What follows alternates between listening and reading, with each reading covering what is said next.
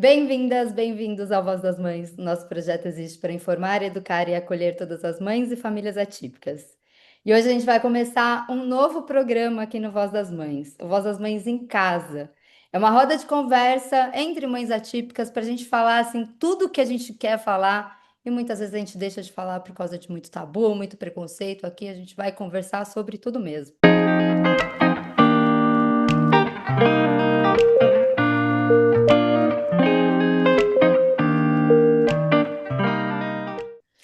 E para me acompanhar nesse novo programa, eu trouxe a minha amiga, minha parceira Marina Grosso. Má, obrigada por você topar estar comigo nessa roda de conversa, nesse novo programa, esse novo formato do Voz das Mães. Tenho certeza que vai ser muito legal e a gente vai conseguir trocar muito com as mães também. Queria que já que você começasse se apresentando para o pessoal que ainda não assistiu o seu episódio, conhecer um pouquinho mais a sua história. Bom, Nath, primeiro eu quero te agradecer por todo o acolhimento, pelo convite. Para mim é uma grande honra estar aqui. Eu me chamo Marina, tenho dois filhos, João Vitor, de 11 anos, e a Marcela, de 8. O João, ele tem autismo, TDAH e deficiência intelectual. A deficiência intelectual chegou recentemente para a gente. A gente já desconfiava, a gente percebia que tinha algo ali que, por mais que ele tentava fazer, acho que ele não conseguia acompanhar algumas, principalmente na escola, né? O diagnóstico do João chegou para a gente com 5 anos, né? Eu tive uma gestação aí perfeita, né? Tudo dentro do esperado. João se desenvolveu muito bem até os 2 anos de idade, quando a irmã nasceu. Eu falo que a gente relaciona com o nascimento da irmã, mas ao mesmo tempo não é, né? O João parou de falar quando a Marcela nasceu e o João voltou a falar quando a Marcela começou a falar. Então a gente fez ali praticamente 1 ano, né, nesse espaço que o João foi voltando a falar aos pouquinhos. A gente já começou com fono, psicóloga, já começou. Porque eu falava para o médico, né? Todos nós temos irmãos, ninguém parou de falar. E eu percebia que as dificuldades do João iam além da fala. Então, assim, a gente já começou buscando. E desde então, a gente vem nessa luta do diagnóstico, uma luta diária. Eu falo que quem dera tivesse a voz das mães há 9 anos atrás, né? Eu me senti muito perdida. Eu sou de formação, sou pedagoga, dei aula aí por mais de 10 anos. Parei de trabalhar quando eu tive a Marcela, mas dei aula há muitos anos. E por mais que muita gente falava assim para mim, mas você é professora, você vai tirar de letra. Eu falava, então, me formei para ser professora, eu não me formei para ser mãe, né? E eu acho que a roda de conversa, ela traz para a gente isso, a quebra do tabu, o poder conversar, o poder falar, sem ter medo. Eu posso falar, meu filho não come arroz e feijão, que todas as outras mães vão me entender, não vão olhar para mim e falar, não, mas você tem que forçar. Não. Então, eu acho que é isso, a roda de conversa entre mães e principalmente mães atípicas, ela traz esse conforto de eu poder falar sem ser julgada. É Então, eu quero te exatamente. agradecer o convite e acho que daqui para frente a gente vai trazer conforto para muitas mães, que é o principal. Exatamente, acho que é esse nosso grande objetivo, né, a gente se sentir representada nesse universo da maternidade atípica onde pouco se fala hoje em dia, né. E para brilhantar ainda mais o nosso programa, eu vou chamar aqui 2 amigas, que hoje eu posso chamar de amigas, que já estão comigo no Voz das Mães já desde lá do comecinho, já têm as suas histórias aqui contadas, que é a Priscila Fernandes, mãe do Miguel, e a Michele Nunes, mãe do Benício.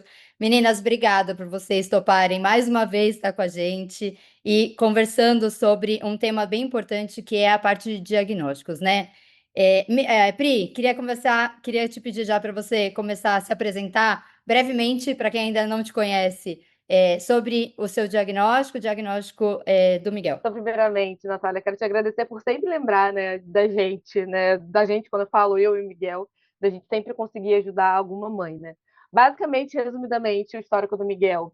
Veio o primeiro diagnóstico, veio na gestação, né? Que eu descobri a atresia de esôfago, pois o esôfago não dilatou naquela morfológica, né? Na ultramorfológica. Então, já chamou atenção sobre isso.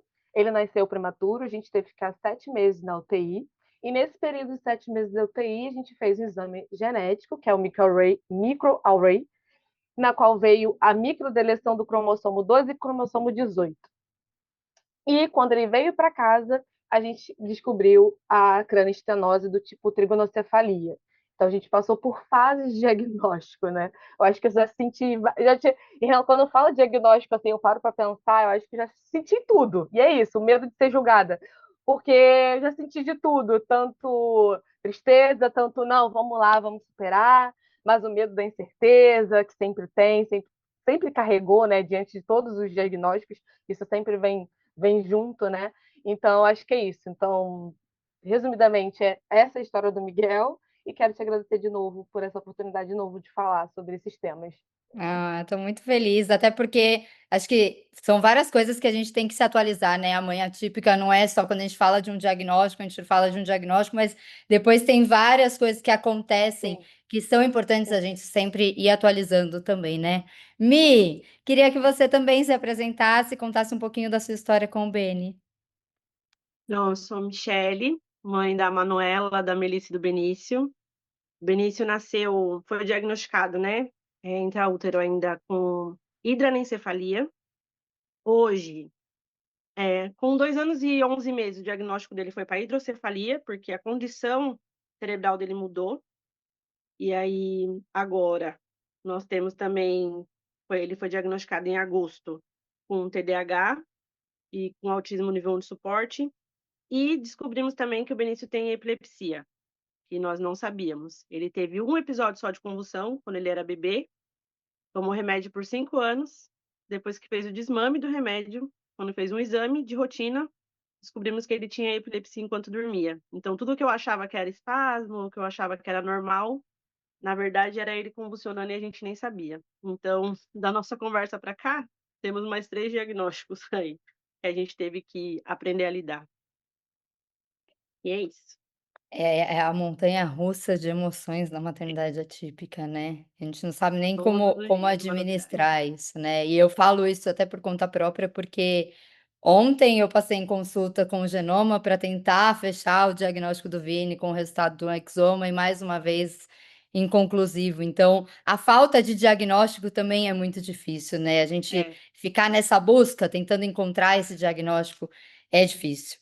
Para a gente começar até, para a gente dar início nessa roda de conversa, eu queria, que a gente voltasse para o dia que vocês receberam o diagnóstico. Qual que é a memória que vocês lembram daquele dia? Quem quiser começar a falar? Bom, vamos começar. Acho que todas nós lembramos, né? São muitos diagnósticos, muitos dias, né? Muitas dúvidas na nossa cabeça. Mas Talvez nessa parte seja qual foi o mais importante, né, o mais por- difícil talvez.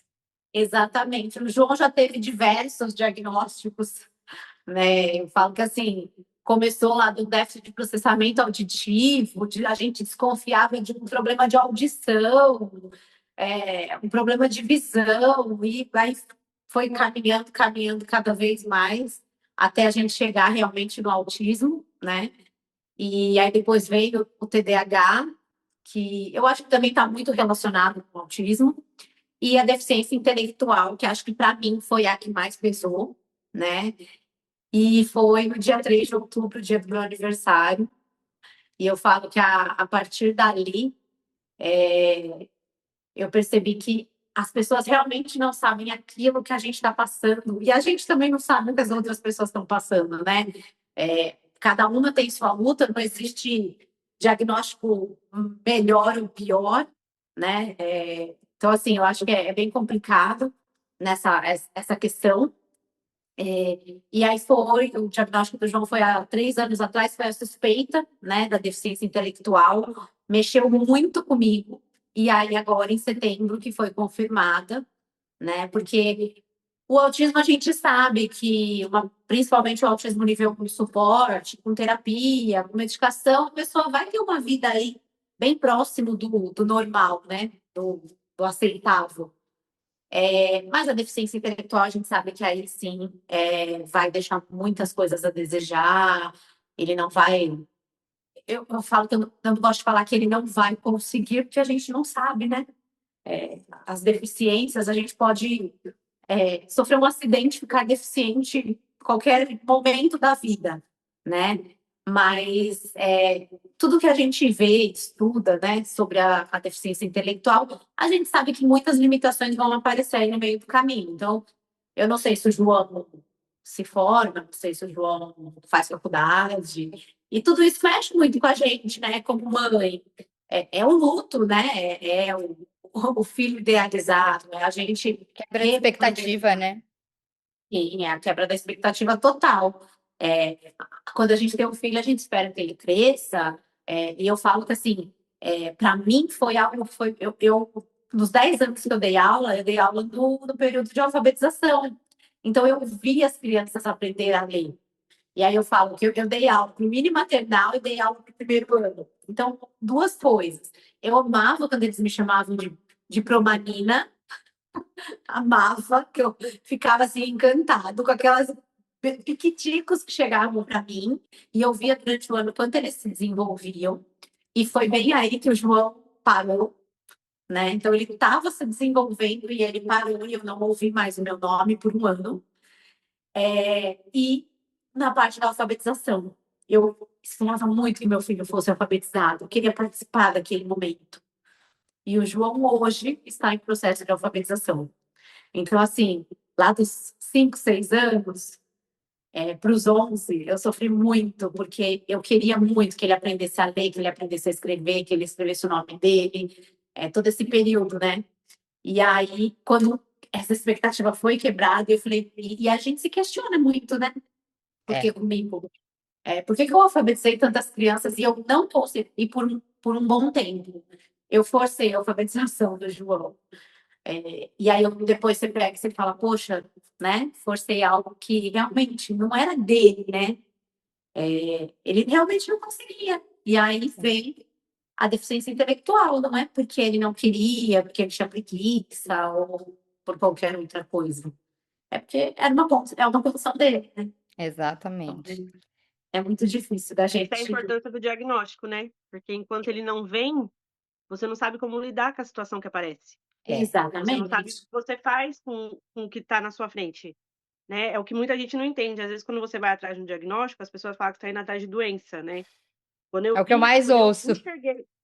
quando eu enxerguei o autismo do Benício, para todo mundo que eu falava, as pessoas falavam, para de achar doença no menino, ele já é um milagre, mas eu estava vendo. Eu estava vendo o quanto aquilo estava prejudicando ele, o quanto as crises estavam prejudicando ele. E todo mundo que eu falava, até eu achar uma doutora que olhou para mim e me entendeu. Quando eu conversei com ela, ela olhou e me entendeu. E ela começou a perceber, e ela pediu o laudo dos psicólogos, de todo mundo que fazia terapia com ele, e ela viu nos laudos, ela olhou e ela viu o comportamento dele. Porque todo mundo que eu falava, para de procurar doença nesse menino, mas, meu, o diagnóstico é extremamente importante. O Benício hoje com a medicação certa, com a terapia certa, o comportamento dele é outro. Do ano passado para cá, ele é outra criança. Totalmente Michele, diferente, é outra criança. até falando sobre essa parte do diagnóstico, para você, você teve 2 diagnósticos em períodos diferentes, né? Teve um mais difícil de sentir, e qual que foi a diferença desse sentimento para você? Quando eu descobri a hidranencefalia do B, foi um baque, assim, porque eu estava sozinha, eu já tinha, no ultrassom, ele tinha sido diagnosticado com hidrocefalia. Então foi um choque, mas eu já saberia lidar mais ou menos, porque eu tenho pessoas na minha família com hidrocefalia, na família do meu esposo, né. Só que quando a doutora me deu uma carta lacrada e falou: "Entrega para o neuro, quando você conseguir uma consulta". E eu fui durante acho que 3 semanas para Santos tentar uma consulta, e quando eu consegui, demorando muito, minha irmã foi buscar um refrigerante, eu abri a carta. Quando eu abri, estava escrito lá: hidranencefalia. O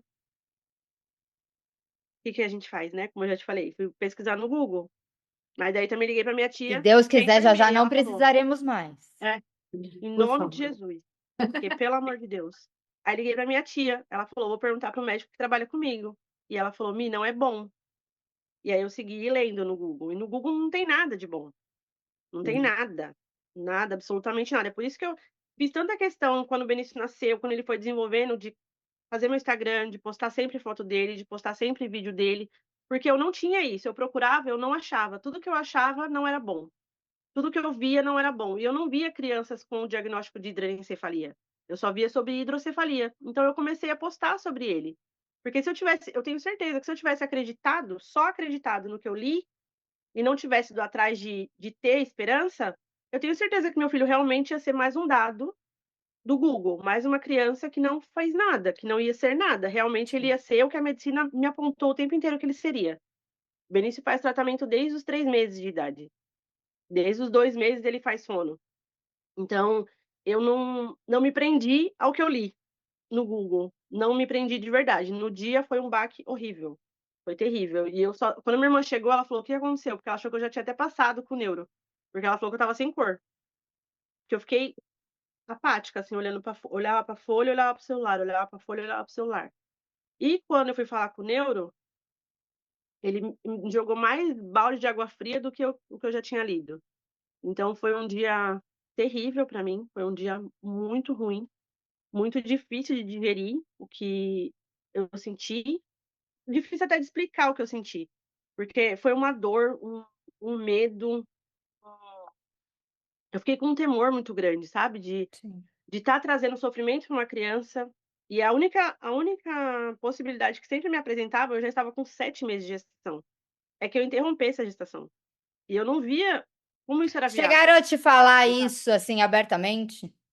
Sim, em todas as consultas, a partir desse diagnóstico, em todas as consultas que eu fui, acho que eu fui em 12 ou 13, em todas. Em todas eu fui direcionada a isso, em todas. Você fazia E tratamento em pelo todas eu SUS ou falei no particular? no SUS, SUS. eu fiz no SUS. E em todas eu fui direcionada a isso, em todas. Falaram pra mim que se eu, seguisse com a gestação, era só pra ver uma criança nascer e sofrer. Eu não via lógica em estar com uma criança ali, ele mexia em mim o tempo inteiro.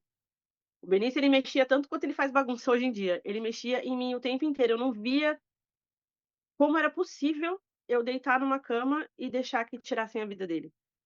Eu não conseguia, isso não entrava na minha cabeça. Sim. E esses dias eu estava explicando para minha filha, porque ela veio com um caso, né, da escola, que estavam falando sobre uma criança que nasceu e viveu só 12 horas, eu acho. E ela estava falando: "Mãe, mas como?". Eu falei: "Mel, quando foi o Benny, falaram para mim que ele ia nascer e ele ia viver 48 horas". Falei: "A gente está planejando o aniversário dele de 8 anos". Eu falei: "Então, é crer". Falei: "A gente crê no milagre". Eu comecei a acreditar no milagre, eu comecei a acreditar que o Senhor ia fazer o impossível. E realmente ele fez, né. Exatamente. Mas eu Eu falei acho que expliquei pra ela. antes de qualquer diagnóstico, a gente escolheu o teu filho, né? É, Independente de como exatamente, seja. exatamente. Eu falo, o João ele tem diversas limitações, mas assim, nenhuma delas tira a minha vontade de ser mãe dele, né? Exatamente. E eu acho que uma sentença dessa que o médico dá, é, ele pode sim falar de todas as dificuldades que a criança vem a ter e até a possibilidade, né, de não sobreviver. Mas dizer que vai viver X horas, que vai viver X meses, é inaceitável. Assim, primeiro que É. a parte de empática, né? De Não, empatia, que, poxa, como que você tá me comigo não falando? existiu. E nunca existe, né, com ninguém. Não. O parto do João foi um parto muito complicado, né? E aí a gente até acredita que muitas coisas sejam sobre isso. E assim, o João não respirou, o João foi entubado na sala de parto. E aquela situação assim do médico chegar e falar: mãe, eu não sei como vai ser, tá? Mas pode ser que ele não sobreviva. Ok, a gente sabe que realmente o médico não sabe, mas você está no momento ali no parto, deu tudo errado, né? Não era aquilo que você sempre sonhou, que você esperava. Você está numa gestação. E assim, eles falam, eu sei que para médicos essa relação vida-morte tem que ser muito simples, né? Cria, né. Mas assim, acho que existem modos de falar, até porque ele não pode dar uma certeza, né? Sim, Então, sim. tem aqui entre nós quatro, já tem mais de um caso de que não ia ser compatível com a vida e foi, né? Tá aí. Exatamente. Ô Pri, o seu diagnóstico também veio na gestação, né, como que foi? Você lembra Isso. desse dia? Então, vocês falando aí, eu tô lembrando, né? Porque eu falo assim, hoje, não, hoje o que eu vivo, Deus caprichou demais, porque eu falo assim, eu nunca imaginei esse futuro, né? Na verdade, eu acho que eu nunca sonhei, assim, tanto com esse futuro, esse presente que eu tô vivendo hoje, né? E vocês falando assim, eu acho que cada diagnóstico que eu recebi, eu tive uma reação diferente, né? O primeiro, durante a gestação, foi isso, essa quebra dessa expectativa que a gente tem, né? E eu falo muito isso no meu episódio, que eu era uma menina super organizada, controlava a minha vida. E quando veio essa questão, até a gestação eu tentei controlar, mas veio no momento que Deus queria. Então, acho que quando veio o diagnóstico, foi uma quebra muito assim, né? De expectativa, de sonhos idealizados. Então eu passei por um luto assim muito grande, mas eu sempre minha cabeça é muito racional, né? Puxa muito racional. Então, quando eu recebi o diagnóstico, fui para o Google também para saber, mas a atresia de esôfago não achei muita coisa. Eu lembro que eu achei muita coisa em espanhol na época, então eu não cheguei a entender de fato o que era atresia de esôfago, qual era o impacto. Então foi mesmo com o tempo. Eu também passei por uma falta de empatia, né? Na minha primeira pulsão que eu tive que fazer, que Miguel, como ele não tinha estômago, né, ele não deglutia o líquido amniótico, né? Então, a primeira pulsão que eu fiz foi traumatizante, porque a médica achou que estava num bar batendo papo com uma mulher, com uma estranha, falando da minha vida. Falando que eu dei azar de ter, porque eu e meu marido eram jovens, então a gente não é geneticamente explicável isso. Então, eu lembro que da primeira pulsão, eu lembro que eu saí derrotada. E até então, eu tinha recebido o diagnóstico, tinha tentado buscar o que eu podia fazer para salvar a vida do meu filho, mas dela, naquela pulsão, durante 40 minutos, com uma agulha lá de lipoaspiração, falando várias besteiras, eu saí destruída mentalmente. Tanto que quando eu saí, meu marido falava, tá doendo? Eu falei assim, não. Tentaram prejudicar o meu psicológico. Até então, estava triste, mas eu estava buscando formas de Sim. fazer o Miguel ter vida, né? Então, essa parte, assim, quando vocês falam desse assunto, me relembra muito isso da minha primeira ultrassom. Mas eu mudei de médico e quando eu tive o Miguel, ele falou assim: vocês aguentaram muito. Porque a gente tem que fazer 3 pulsões, né? Então, assim, vocês aguentaram muito, vocês foram muito fortes. Então, acho que essa palavra dele anulou isso, né? Anulou. Aquela médica perdeu a cabeça no momento, ela esqueceu que estava ali, né? Essa questão de entre vida e morte na perinatal, eu conheci muitos médicos, me quebrou, né? Eu não acho normal hoje um médico não ter empatia, né? Não lidar com cada caso, É. né? Para mim isso eu não aceito, assim. Acho que médico tudo bem, não pode pegar isso para ele, porque por exemplo, o cirurgião pode ter muitos casos de morte, mas eu acho que a empatia tem que estar junto com a medicina hoje, devido a diversos casos, né? O caso da genética, né, da microdeleção do cromossomo 18, 12 e 18. Eu recebi dentro da UTI, então o médico, né, genético, costuma ter uma fala difícil. Eu não lembro muito bem. Ele falou várias coisas que parecia que estava dando uma aula de genética. Então eu só perguntei assim, e o futuro? Ele é terapia, mãezinha, é terapia. Mãezinha. Então, tanto Mãezinha e o Futuro Incerto, isso me pegou. Eu lembro que eu chorei bastante, bastante mesmo, porque até então eu estava vivendo tudo aquilo, mas eu achava que Miguel não ia ter assim, ele estava passando por aquele momento, mas uma hora ia passar, no tempo dele ia tudo se desenvolver. Então, em nenhum momento, até ele me falar o diagnóstico, eu pensava em terapia ainda. Até porque Miguel sair da UTI estava distante isso ainda, podemos dizer assim. Então, eu tinha que viver muitas fases ainda dentro da UTI, sabe? Eu não tinha nem pensado muito nisso. Então, Miguel já me ensinou a partir daí, porque eu nem estava pensando tanto do futuro, eu estava tentando entender o que eu estava vivendo ali naquela UTI. E então foi isso a questão da cranistanose. Desculpa, da microdeleção. Eu cheguei a pesquisar, mas vi que era muito difícil, que são genéticas, é uma, né, um problema genético muito específico, sabe? Então não dá mesmo para dizer. Tanto que aqui fora eu tentei procurar outro geneticista e ele me confirmou. É isso, terapia, terapia. Mas meio que assim, já tô. É isso, o Miguel, ele me ensina muito essa questão de respeitar o tempo dele. Então ele sempre está me surpreendendo. Eu cheguei uma vez, será que eu não estou botando fé no meu filho? Mas acho que não. Eu já caí, né? Eu já parei com essa culpa, né? Que sempre vem essa culpa de alguma forma pra gente. Eu não, eu tô respeitando o tempo dele, né? Eu tô tirando as minhas expectativas, tudo, eu tô acreditando que no tempo dele ele vai fazer tudo o que ele puder, sabe? E já a cranistanose, essa me pegou de rasteira. Essa me pegou ano passado, porque eu não esperava mais um diagnóstico, porque até então, desde que a gente saiu da UTI, a gente estava preocupado com o desenvolvimento dele sair do catéter, do oxigênio, desenvolver, ficar bem em casa, não precisar de home care, então eu estava muito nessa expectativa. Mas a cranistenose, assim, na minha cabeça, apesar de ter me destruído, eu lembro numa ultra do Miguel ter uma manchinha aqui e todo mundo me ignorou, falou que não era nada. Então eu tenho muito essa questão da cranistenose, eu já tinha percebido algo, mas nenhum médico me chamou atenção. Na UTI ninguém chamou atenção, mas quando ele veio para casa, na questão do desenvolvimento dele, assim que a gente percebeu que estava alguma coisa andando diferente, a cabecinha dele, né? Depois da cirurgia dá para perceber que é outra, né? A estrutura da cabeça dele é outra. Mas esse diagnóstico, eu falo assim, de todos esses, assim, eu acho que a cranistanose me pegou de jeito, assim. Porque me pegou de surpresa. Até então eu estava recebendo e estava achando alguma forma, né? Eu estava sendo instruída dentro da UTI, não tinha muito tempo de raciocinar.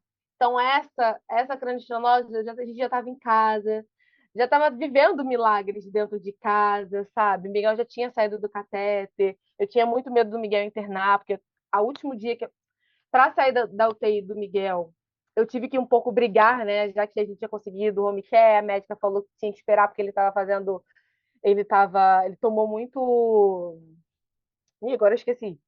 Ele tomou muito remédio para ser dado, então ele estava fazendo Tá. abstinência, né? Então a médica me provocou, falou que ele ia ser internado se ele saísse daquele dia, ele poderia ser internado logo, né? Assim, 2 dias de casa. Então eu tinha esse medo, a gente não tinha internado até então e tal.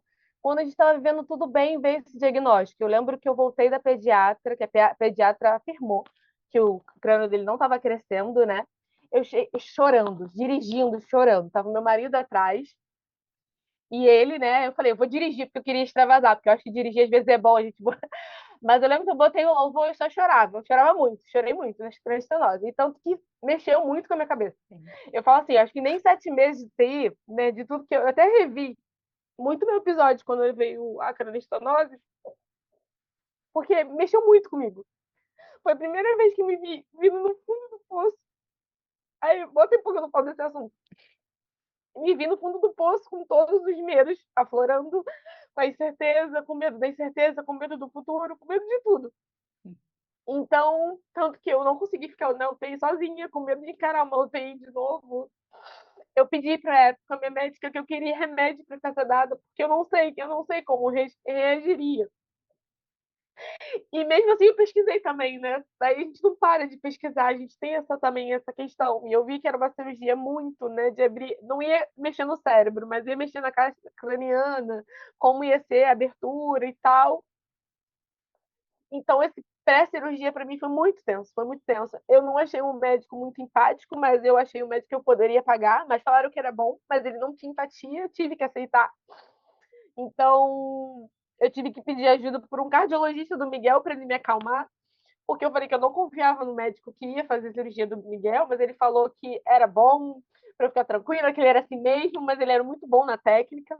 Mas para mim foi muito difícil passar pela cirurgia. Foi a primeira cirurgia longa do Miguel, né? Até então era cirurgia de mioma 1 hora e Quantas meia, 2 horas? horas. Foram 7 horas. E essa que ele vai passar são 8 ou 9 horas, né? A futura, né? Da cirurgia de esôfago. Então foi isso. Mas aí, mais uma vez, o Miguel vai e me surpreende. O pós-operatório dele foi maravilhoso. Ele deu um sustinho, mas com 2 dias de cirurgia, a cabeça dele não ficou inchada como teria que ficar, conseguiu ser estubado. Então, apesar do meu choro, eu falo assim, porque foi difícil aceitar esse diagnóstico da cranistenose. O medo foi muito grande, né? Acho que a ficha caiu, né? Acho que veio o acúmulo da UTI até então, veio com esse, né? Porque eu já estava vivendo, né? Eu estava vivendo muitas coisas boas e o medo de parar de viver aquilo. Mas aí o Miguel vai e sempre me surpreende, sabe? Depois das cirurgias que com 5 dias de cirurgia ele já estava levantando coisas que ele não fazia. Todo mundo falava, como assim? Tinha até uma criança lá que não tinha nenhum diagnóstico com o Miguel, estava entubado ainda. E E é isso, cada criança é única, é muita frase, diagnóstico não é destino. Porque é isso, a gente não tem controle, né? A gente não tem controle de nada. E a gente conseguiu vir para casa tranquilamente e desde então o Miguel é uma outra criança. Então era uma cirurgia necessária. E agora a gente está à espera da atresia de esôfago, né? Dele conseguir corrigir, comer pela boca. Eu até um dia desses eu falei assim, será que eu vou conseguir? Porque o Miguel, o esôfago dele é aqui no pescoço. Então, toda a secreção dele, tudo eu consigo ver aqui, né? Ele come degustação, sai tudo por aqui. Hum.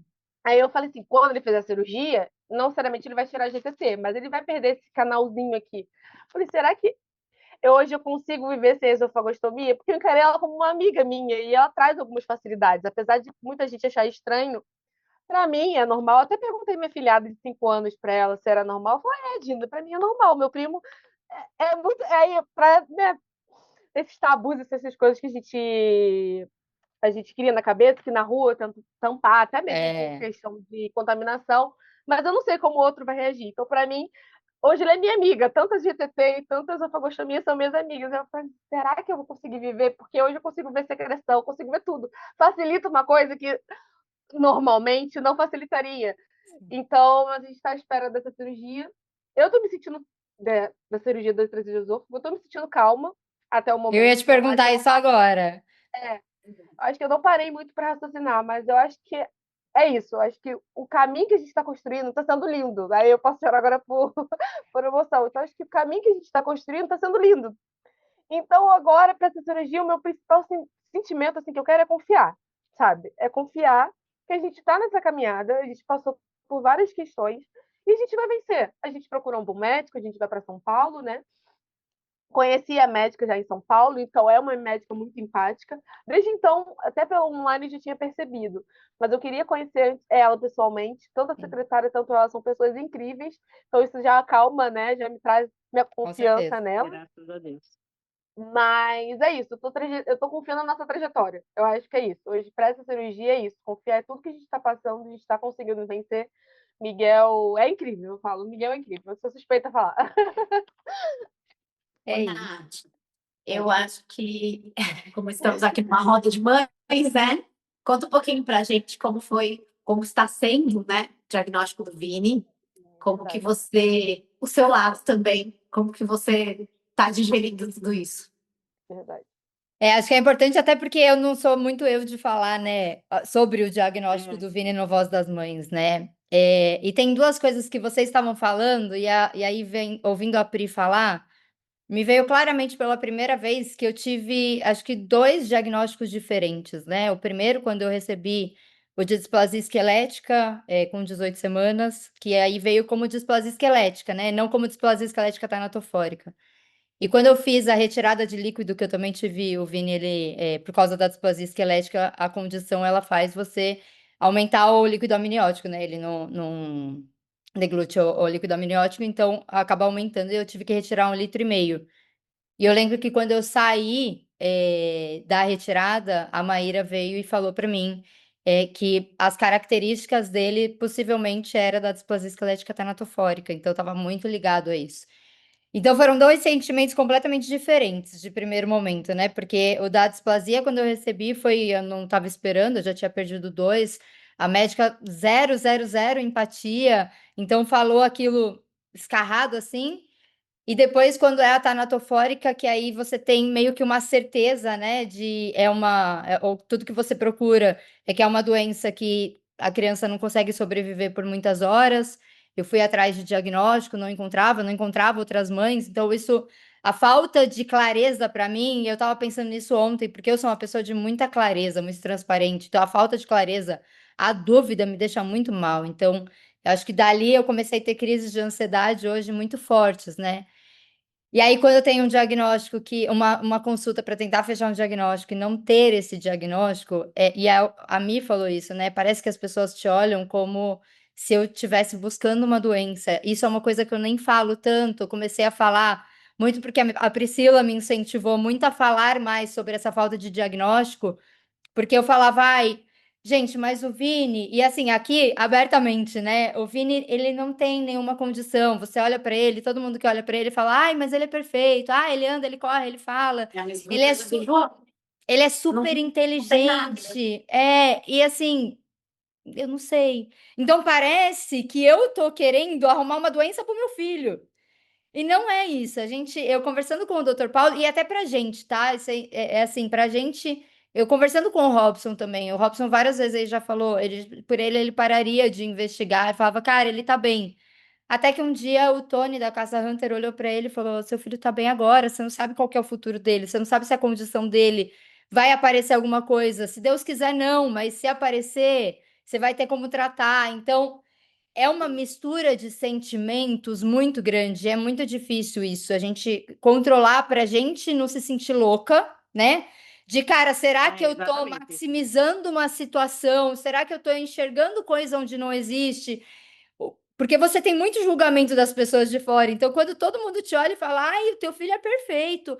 Ai, você tá procurando coisa, ele é só pequeno. Você sempre foi pequeno. Então, eu ouço muito isso. Você sempre foi pequena, você sempre foi assim. Olha como você tá hoje. Eu falo, tá. Será que quando minha mãe estava grávida de mim, será que teria parecido a mesma coisa? Ou não? Eu quero pecar pelo excesso. Então, eu acho que essa culpa, essa carga emocional para a gente é muito pesada, né? Então isso me deixa muito confusa. Muitas vezes eu tenho que ir muito para o meu racional. Eu tenho que fazer o que tem que ser feito.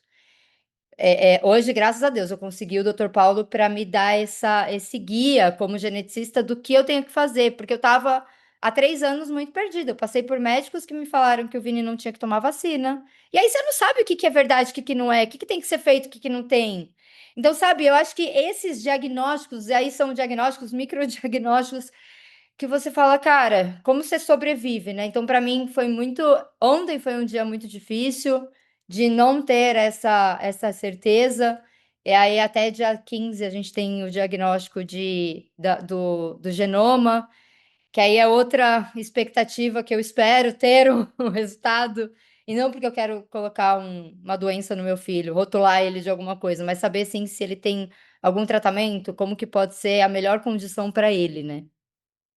O diagnóstico ele dá um norte para a gente, né? Exatamente. Até para você pesquisar, aprender. Eu falo que assim, depois que eu falo, em casa a gente teve que fazer uma reestruturação familiar, praticamente, reestruturar a rotina. Depois que a gente achou uma equipe séria de tratamento, então tem a fono, tem a psicóloga, tem a TO, tem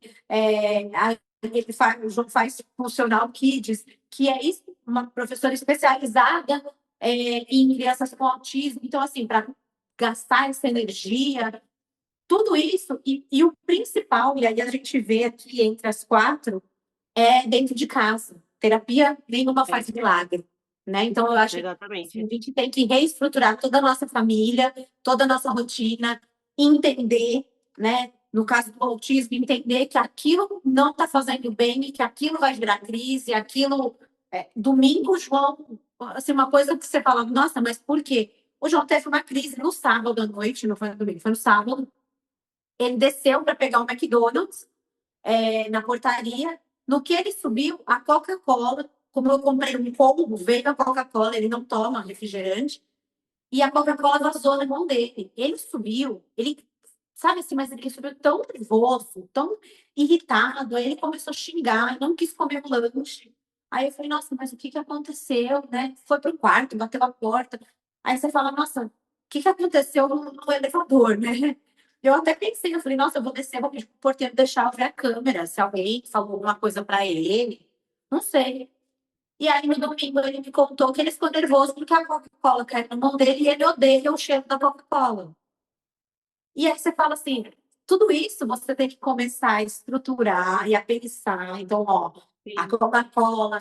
Aí eu lembrei do dia que a gente estava tomando Coca em casa e ele falou assim, nossa, eu não estou conseguindo comer porque o cheiro da Coca-Cola está me enjoando.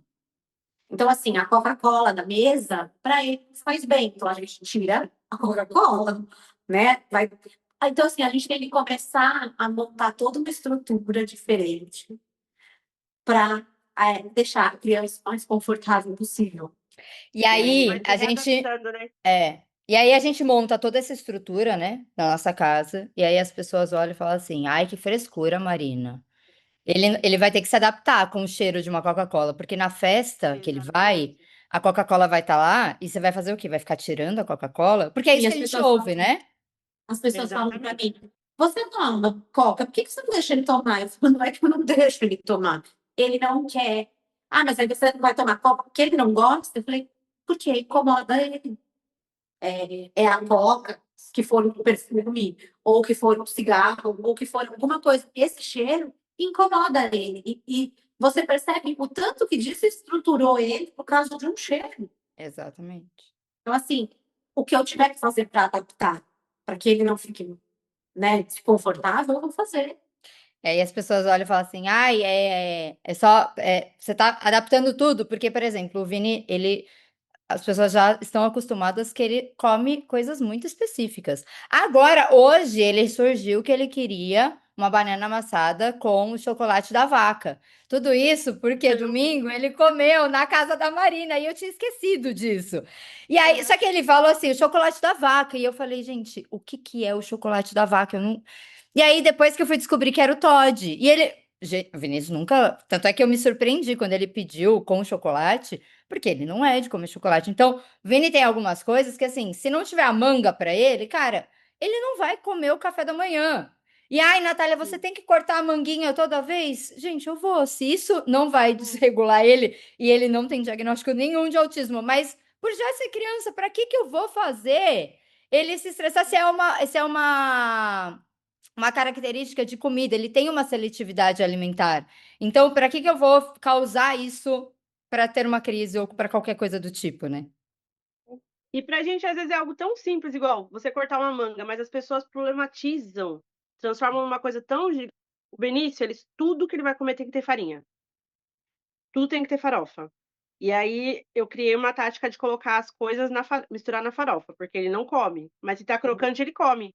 Então eu coloco as coisinhas que ele come na farofa e ele vai comendo. E tá tudo bem. Aí sempre tem alguém que fala: "Farofa pura? Mas o que que é isso na farofa?" Eu quero morrer. Eu fico olhando, eu falo: "É farofa pura". Minha cara já transforma, eu falo: "É farofa pura". Peguei ali do saquinho e coloquei aqui. Aí de tanto questionar, ele começou a perguntar: "Mãe, como é que faz minha farofa?" Aí eu mostrei pra ele que eu fazia no fogão, mas eu não mostro o que eu misturo, eu só falo: "Ah, mãe, faz aqui pra ficar quente", porque Uhum, daí ele tá vendo sair da panela. Mas tudo exato. questionam, pra mim não é dificuldade, pra mim lá mexer um ovinho e mexer na farofa, mas todo mundo problematiza. Eu faço o que é melhor pra ele, se tá bom pra ele comer assim, se é o que ele vai se alimentar, pra mim tá tudo certo. É, Aqui em casa tá exatamente. tudo certo. Deixa eu perguntar uma coisa para vocês, até voltando para o assunto de diagnóstico. A gente tem casos aqui, né, de diagnósticos na gestação, que nós três tivemos, Marina não, e também casos de diagnósticos pós-gestação, né? Para vocês tem a diferença? Para vocês foi melhor saber na gestação, ter um diagnóstico na gestação, ou vocês prefeririam que soubesse depois? E Má, se o autismo pudesse ser diagnosticado na gestação, você preferiria saber antes ou depois? Aberto para quem quiser falar. Nossa, eu queria saber antes. Eu queria ter me preparado. Eu acho assim que, e até um tempo atrás eu fiz uma pesquisa no grupo de mães se as médicas falavam, né, se os médicos falavam sobre o possível diagnóstico de autismo é, depois do nascimento. E muitos médicos não falam, né? E mesmo assim, no primeiro ano, no desenvolvimento da criança, eu senti que muitas vezes eu tive que levar para o médico e indagar. Isso não está certo. Esse desenvolvimento não está certo. O João parou de falar. O médico que ele passava na época, ele falou para mim, ele está com ciúmes da irmã. Eu falei, não, tudo bem, doutor, ele está com ciúmes da irmã. E até um dia ele veio com o saco preto e falou para mim com o saco de lixo, e falou assim, mamãe, a neném, porque estava passando lixeiro. Isso é Oh, normal, meu Deus. isso é normal. Ele querer que pôr no saco de lixo e mandar embora. Mas não é normal ele ficar um ano sem falar, né?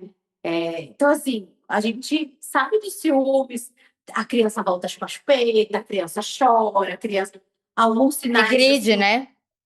isso, Faz birra. mas O assim, meu irmão estourou a psoríase dele, estourou quando eu nasci. Acho que o emocional, sério, meu irmão tem psoríase até hoje, e estourou por ciúmes. Eu lembro que a minha mãe conta, né, eu lembro não, mas a minha mãe conta que ele teve que ir para o hospital para encontrar com a minha mãe, e aí é isso, eu acho que, assim, existe um emocional quando nasce um irmão, acredito eu, né, não tenho outros filhos e não vou ter, se Deus quiser, mas existe esse emocional que deve estourar para a criança, mas isso não desencadeia um autismo, né. E isso eu sinto mesmo da Marcela. Sério, domingo a Marcela falou pra Natália, o João é o filho preferido da minha mãe. É, E eu falei pra ela, ele não é meu filho preferido. Ele tem demandas diferentes da sua. Ele tem algumas coisas que eu preciso ter mais atenção. Do mesmo jeito que eu tenho atenção em outras coisas. E eu sinto dela, por exemplo, a Marcela, ela. Aí eu falo que até é o 880, né? A escola pediu a avaliação dela para altas habilidades. E aí, a Marcela, ela chega, ela senta, ela faz a lição sozinha. Tem dia que ela fala, mãe, você pode sentar comigo? Você pode me ajudar? Eu não estou conseguindo fazer. Eu sei. O que que você não está conseguindo fazer, Marcela? Amanhã, isso. Ó, tá vendo? Dá isso. Eu falo, então, tá vendo? Ó, tá. chamar atenção, né. Mas ela quer, né? E isso é normal. Mas eu queria ter me preparado para receber o diagnóstico dele. E eu acho que assim, quando vem o diagnóstico, e aí era assim, a escola me cobrava uma coisa, o médico falava que não era nada, eu levava na psicóloga, a psicóloga falava, não, a gente precisa investigar. Assim, é aquele turbilhão de informações que você recebe. Ninguém senta com você e fala, vamos lá, senta aqui, vamos conversar. Pode acontecer isso. O que eu acho que já no diagnóstico na gravidez, eu acho que já é a minha impressão, tá? Que tenha uma clareza maior e talvez você consiga ir descobrindo. A gente sempre se culpa, né? É, A Bem culpa grande. nasce uma mãe, nasce uma culpa, né, não adianta. Essa frase é muito certeira. Em tudo a gente se sente culpada, não exatamente. E adianta. vocês, meninas, o que que vocês acham? Vocês que tiveram na gestação e pós-gestação. Quer falar primeiro, Eu Michelle? acho que pra mim foi muito bom. Desculpa, Na Pri, gestação? mas eu acho que para mim foi muito bom descobrir na gestação, porque eu pude me preparar, né. A gente pôde montar toda como diz minha irmã, a gente pôde montar toda uma estrutura do que a gente ia conseguir fazer, tentar entender. A gente se preparou, na verdade, para meses de UTI, né, mas o Benício ficou 20 dias, graças a Deus. Ele foi mandado embora para casa, porque falaram que era para mim ir para casa para ele conhecer as irmãs, né, só isso, não mandaram para casa porque ele estava super bem. Só falaram para mim: "Leva ele para casa para as irmãs conhecer ele". Então ele foi mandado para casa por mandar, pra desocupar um leito. Mas a gente se preparou. A gente preparou eu preparei minhas filhas para como ele ia chegar, se ele voltasse para casa. A gente preparou minha sobrinha, preparou a nossa cabeça, preparou toda a nossa família, assim, para o que poderia acontecer, né, tanto dele não vir para casa, ou se ele viesse, as condições que ele poderia vir. Porque tudo que a gente ouvia era exatamente o que eu sempre falo, era só: "Não vai fazer, não vai viver, não vai isso, não", a gente escutou milhões de não. Eu nunca tive "talvez vá". Talvez consiga. Todo o tempo todo, dos 7 meses até o nascimento do B, foi só: "Ele não vai". Então a gente se E a preparou para o "não vai". ansiedade, Mi? A ansiedade, você tinha muita ansiedade na gestação? Muita, nossa. E eu sentia um medo, e esse medo me fazia sentir culpada. Eu ficava pensando: "Meu", eu tinha tanta fé, mas eu pensava: "Meu, por que que eu tenho tanto medo?". Mas eu estava com medo de estar tomando a decisão errada, sabe, de realmente fazer uma criança sofrer demais. Porque eu pensava também, eu não queria tirar meu filho jamais, mas eu pensava: "Eu vou trazer ele para ele só sofrer". Tanto que quando ele foi transferido, o Benício foi transferido acho que com 22 horas de nascido, ele foi transferido para outro hospital. Quem acompanhou ele foi minha irmã. Quando ele chegou lá, o pediatra falou para ela assim: "A sua irmã é uma irresponsável por trazer uma criança com esse diagnóstico para o mundo". Aí ela falou assim: "Mas ele tá bem". Ela falou pra ele: "Ele tá bem, as enfermeiras falou pra mim que ele tá estável". Aí ele falou: "Então senta e assiste ele convulsionar e ter várias paradas até morrer". Ele falou exatamente isso pra minha irmã. Então o tempo inteiro a gente estava preparado para o "não vai", Sim. o "não vai". E eu falo o meu pastor fala pra mim que o não da medicina era o sim de Deus, né, sempre foi o sim de Deus. E eu que não estava prestando atenção no sinal, mas, pra mim foi muito importante me preparar para o "não". Sim. A gente tem que estar sempre quando a gente engravida, você está preparada para ter um filho saudável, Você compra a roupinha esperando aquele passeio, aquela comemoração, aquela data, e eu me preparei pra não ter, sabe, só Sim. pra, tipo, só ver meu filho. Quando ele nasceu, eu queria ouvir o choro. Eu ouvi o choro, pra mim o choro dele estava ótimo. Aí passou o choro, eu falei: "Agora eu quero tocar nele". Aí eu toquei e falei: "Agora eu quero pegar no colo". Tudo que eu ia conseguindo fazer, eu falava: "Deus, deixa eu só tocar, deixa eu só pegar no colo, deixa eu só". Fui pedindo, sabe, eu fui conforme foi passando os dias depois que ele nasceu, eu fui acreditando no sim. Mas a Sim. gente o tempo todo, desde o diagnóstico, eu me preparei para o não. E para você, Pri, você preferia saber antes ou depois? Olha, ouvindo vocês falarem assim, até um ponto, é, eu acho importante, eu acho que não tem preferência, tá? Porque eu acho que, até falando, relembrando tudo que eu falei aqui, de todos os diagnósticos, eu acho que eu vivi muito diagnóstico por partes do Miguel, né? Miguel tem 3 anos. Então, praticamente, eu recebi cada diagnóstico num ano, assim, podemos dizer assim. Então, eu acho muito importante, faz diferença mesmo esse diagnóstico prévio, né? Porque eu acho que na gestação é isso, a gente que a gente pode fazer para ajudar a criança a vir ao mundo, né? Então, eu acho muito É. importante, né? Tanto que minha questão até mesmo de aceitar fazer exame genético durante, né, a gestação foi para isso. Pensando no parto, que vai ser melhor para o Miguel? Então, acho que esse ponto, assim, né, se pode trazer algum risco para o parto, né, ou para os primeiros dias de vida, meses de vida, eu acho importante. Mas eu acho que preferência eu não sei, assim. Eu vivo com o Miguel, resumindo assim, eu vivo muito por fases. E vendo, assim, essa questão dele em casa, agora meu foco está sendo mais cirurgia. Mas a médica falou: vamos começar a comunicação alternativa? Eu falei: vamos com calma. Porque é isso, é o que a gente já falou, mexe com a estrutura da rotina de todo mundo. Eu sei que hoje ninguém vai fazer, se eu não tocar, ninguém vai fazer, então eu que vou ter que tocar e hoje eu tento me respeitar também, sabe? Eu tento Sim. respeitar o ritmo do Miguel, mas é respeitar o meu ritmo.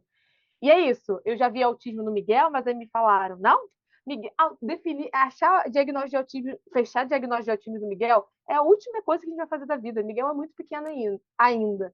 Então, é isso. Eu acho que eu vivo por fase. Eu tô aprendendo, na verdade, não. Estou aprendendo, é como eu falo, aprendendo, eu estou aprendendo a viver o atípico. Porque Miguel me trouxe um diagnóstico em cada etapa da vida, agora que ele está aprendendo assim, o que é locomoção, né? Então, meio que assim, ele engatinhava, mas ele não engatinhava para outros locais, né? Era muito uma coisa da cama da barra montessoriana dele para a cama. Agora não, eu chamo, ele vem até mim. Então, é meio que assim, eu vivo muito por fases, então eu não sei. Porque eu acho que Miguel pode ter muitos diagnósticos ainda, a gente pode receber outros diagnósticos Sim. ainda. Então, acho que é isso. O diagnóstico prévio, né, na gestação foi importante para, né, para ele hoje pra ele estar vivo, né? Para ele ter tido um parto todo preparado, mas os outros diagnósticos eu não sei, porque o Miguel me ensinou assim, viver muito por fases. E um ponto assim que acho que a gente já fala é o futuro. Hoje o que mais me chama a atenção é como socializar o Miguel. Como eu criar um ambiente que as pessoas vão socializar com ele, sabe? A gente, em festas infantis, eu vi que não, os animadores não estão preparados para isso. Nem sei, Natália, se você vai começar esse assunto, se eu posso jogar esse assunto. Pô, a gente Posso? pode falar o que a gente quiser. Hoje, assim, de paralelo à preparação para a cirurgia, é isso, a socialização. Será que Miguel vai ter um melhor amigo? Porque hoje eu tenho muito essa questão da minha filhada. Minha filhada é a companheira dele, ele conhece ela, brinca, chegou a Ana Luísa, ele sabe quem é. Mas eu falo, será que ele Sim. vai ter algum amigo? Questão de socializar. As festas, eu tenho tido muita dificuldade de festa, né? Tipo, minha amiga, até numa festa recente, nossa, a equipe de animação é muito boa. Falei, mas em nenhum momento incluiu o Miguel. Aí entra a Não questão está da preparada, inclusão. né? O que é inclusão, sabe? No final deram uma massinha para ele. Mas eu de boa, mãezinha, mãe, fica aqui com ele, eu vou ficar, porque eu sei que ele precisa, né? Mas essa questão de socialização. Então, eu confesso que quando tem uma festa, eu fico muito perdida, tá? Às vezes eu fico triste, aí vem aquela irritabilidade, porque eu também não sei o que fazer e não sei onde buscar muito isso. Mas aí, ao mesmo tempo, a gente foi numa festa desses brinquedos de shopping. Foi a melhor coisa. Miguel aproveitou vários brinquedos. Tanto que agora eu virei uma rotina de levar ele para o shopping nesses playgames que tem, Uhum. porque ele gosta desses carrinhos, ele andou. Então foi uma primeira festa inclusiva, que não foi inclusiva, mas uma coisa que eu nunca levei ele, não sei te dizer. Mas foi uma festa para mim super legal, porque eu vi que ele aproveitou, ele ficou sozinho, até mesmo a questão de controle de tronco, a gente confirmou que tá maravilhoso. Então, e ele não tem medo, ele é radical. Então, acho que é isso. Vocês falando assim, questão de alfabetização, eu não faço a mínima ideia, mas ele já está numa psicopedagoga precocemente, porque eu senti essa necessidade, né? Não foi nenhuma orientação médica. Foi eu falar assim: nossa, eu brinco com o Miguel, mas eu sei que o brincar com o Miguel, às vezes vai ter que ser brincar mesmo, porque ele precisa brincar, mas às vezes vai ter que ser uma brincadeira intencional. E eu estava Exato. muito perdida nisso, porque a gente ficou muito tempo aceitando os profissionais de home care. Graças a Deus eu tenho profissionais bons de home care, não estou reclamando. Mas tem que ampliar a cabeça, né? A visão do home care é muito fechada. Então, graças a Deus, eu procurei. Até uma amiga minha, tipo, de infância, agora é psicopedagoga do Miguel, sabe? E ela tá me instruindo nisso, sabe? Então, hoje eu tô nesse passo, assim, do diagnóstico. Sei que pode vir outros. Por enquanto, eu não tô pensando nessa ansiedade em relação a isso. Mas hoje eu estou vivendo muito assim, o processo de socialização, porque eu sinto aqui em casa, eu tô no meu mundo, né? Todo mundo vive Sim. a minha rotina, todo mundo vive, sabe? E eu tenho umas dificuldades ainda, né? Mas e o mundo, sabe? Aí medo também do Miguel com crise respiratória, ele tá super bem, então cresce essas coisas. Hoje ele tá com uma outra pediatra, né? Então, a outra pediatra quer que ele viva, sabe? E eu tô tentando viver, né, de fato, né? Vamos passear, vamos mesmo desafiar, assim, ele, né? Se permitir, mas ainda tem aquele medo, assim, respiratório. Ele não tá sem Como que vai oxigênio, mas ser? O que pode isso. acontecer? Porque meio que assim, eu sei que ele não tá mais, mas eu tenho uma balde de oxigênio no quarto dele, Exato. sabe? Então, é muito essa questão do presente, do futuro, a gente tentar equilibrar, eu deixar a ansiedade não, mas hoje essa questão da socialização, assim, pensando no futuro bem próximo para mim, hoje está sendo meu maior receio, assim, de socialização. Do Miguel. Enquanto É, eu vou respeitar, aí entra aquele assunto, né? A gente respeita o nosso filho. No caso dele é respeito. Tirar a exato, Coca-Cola, eu estou respeitando, porque aquilo incomoda ele. E eu acho que exato. é essas pessoas, né? A criança não está chorando, né? Casos que a gente vê de autismo, a criança não está chorando porque ela quer, somente só birra.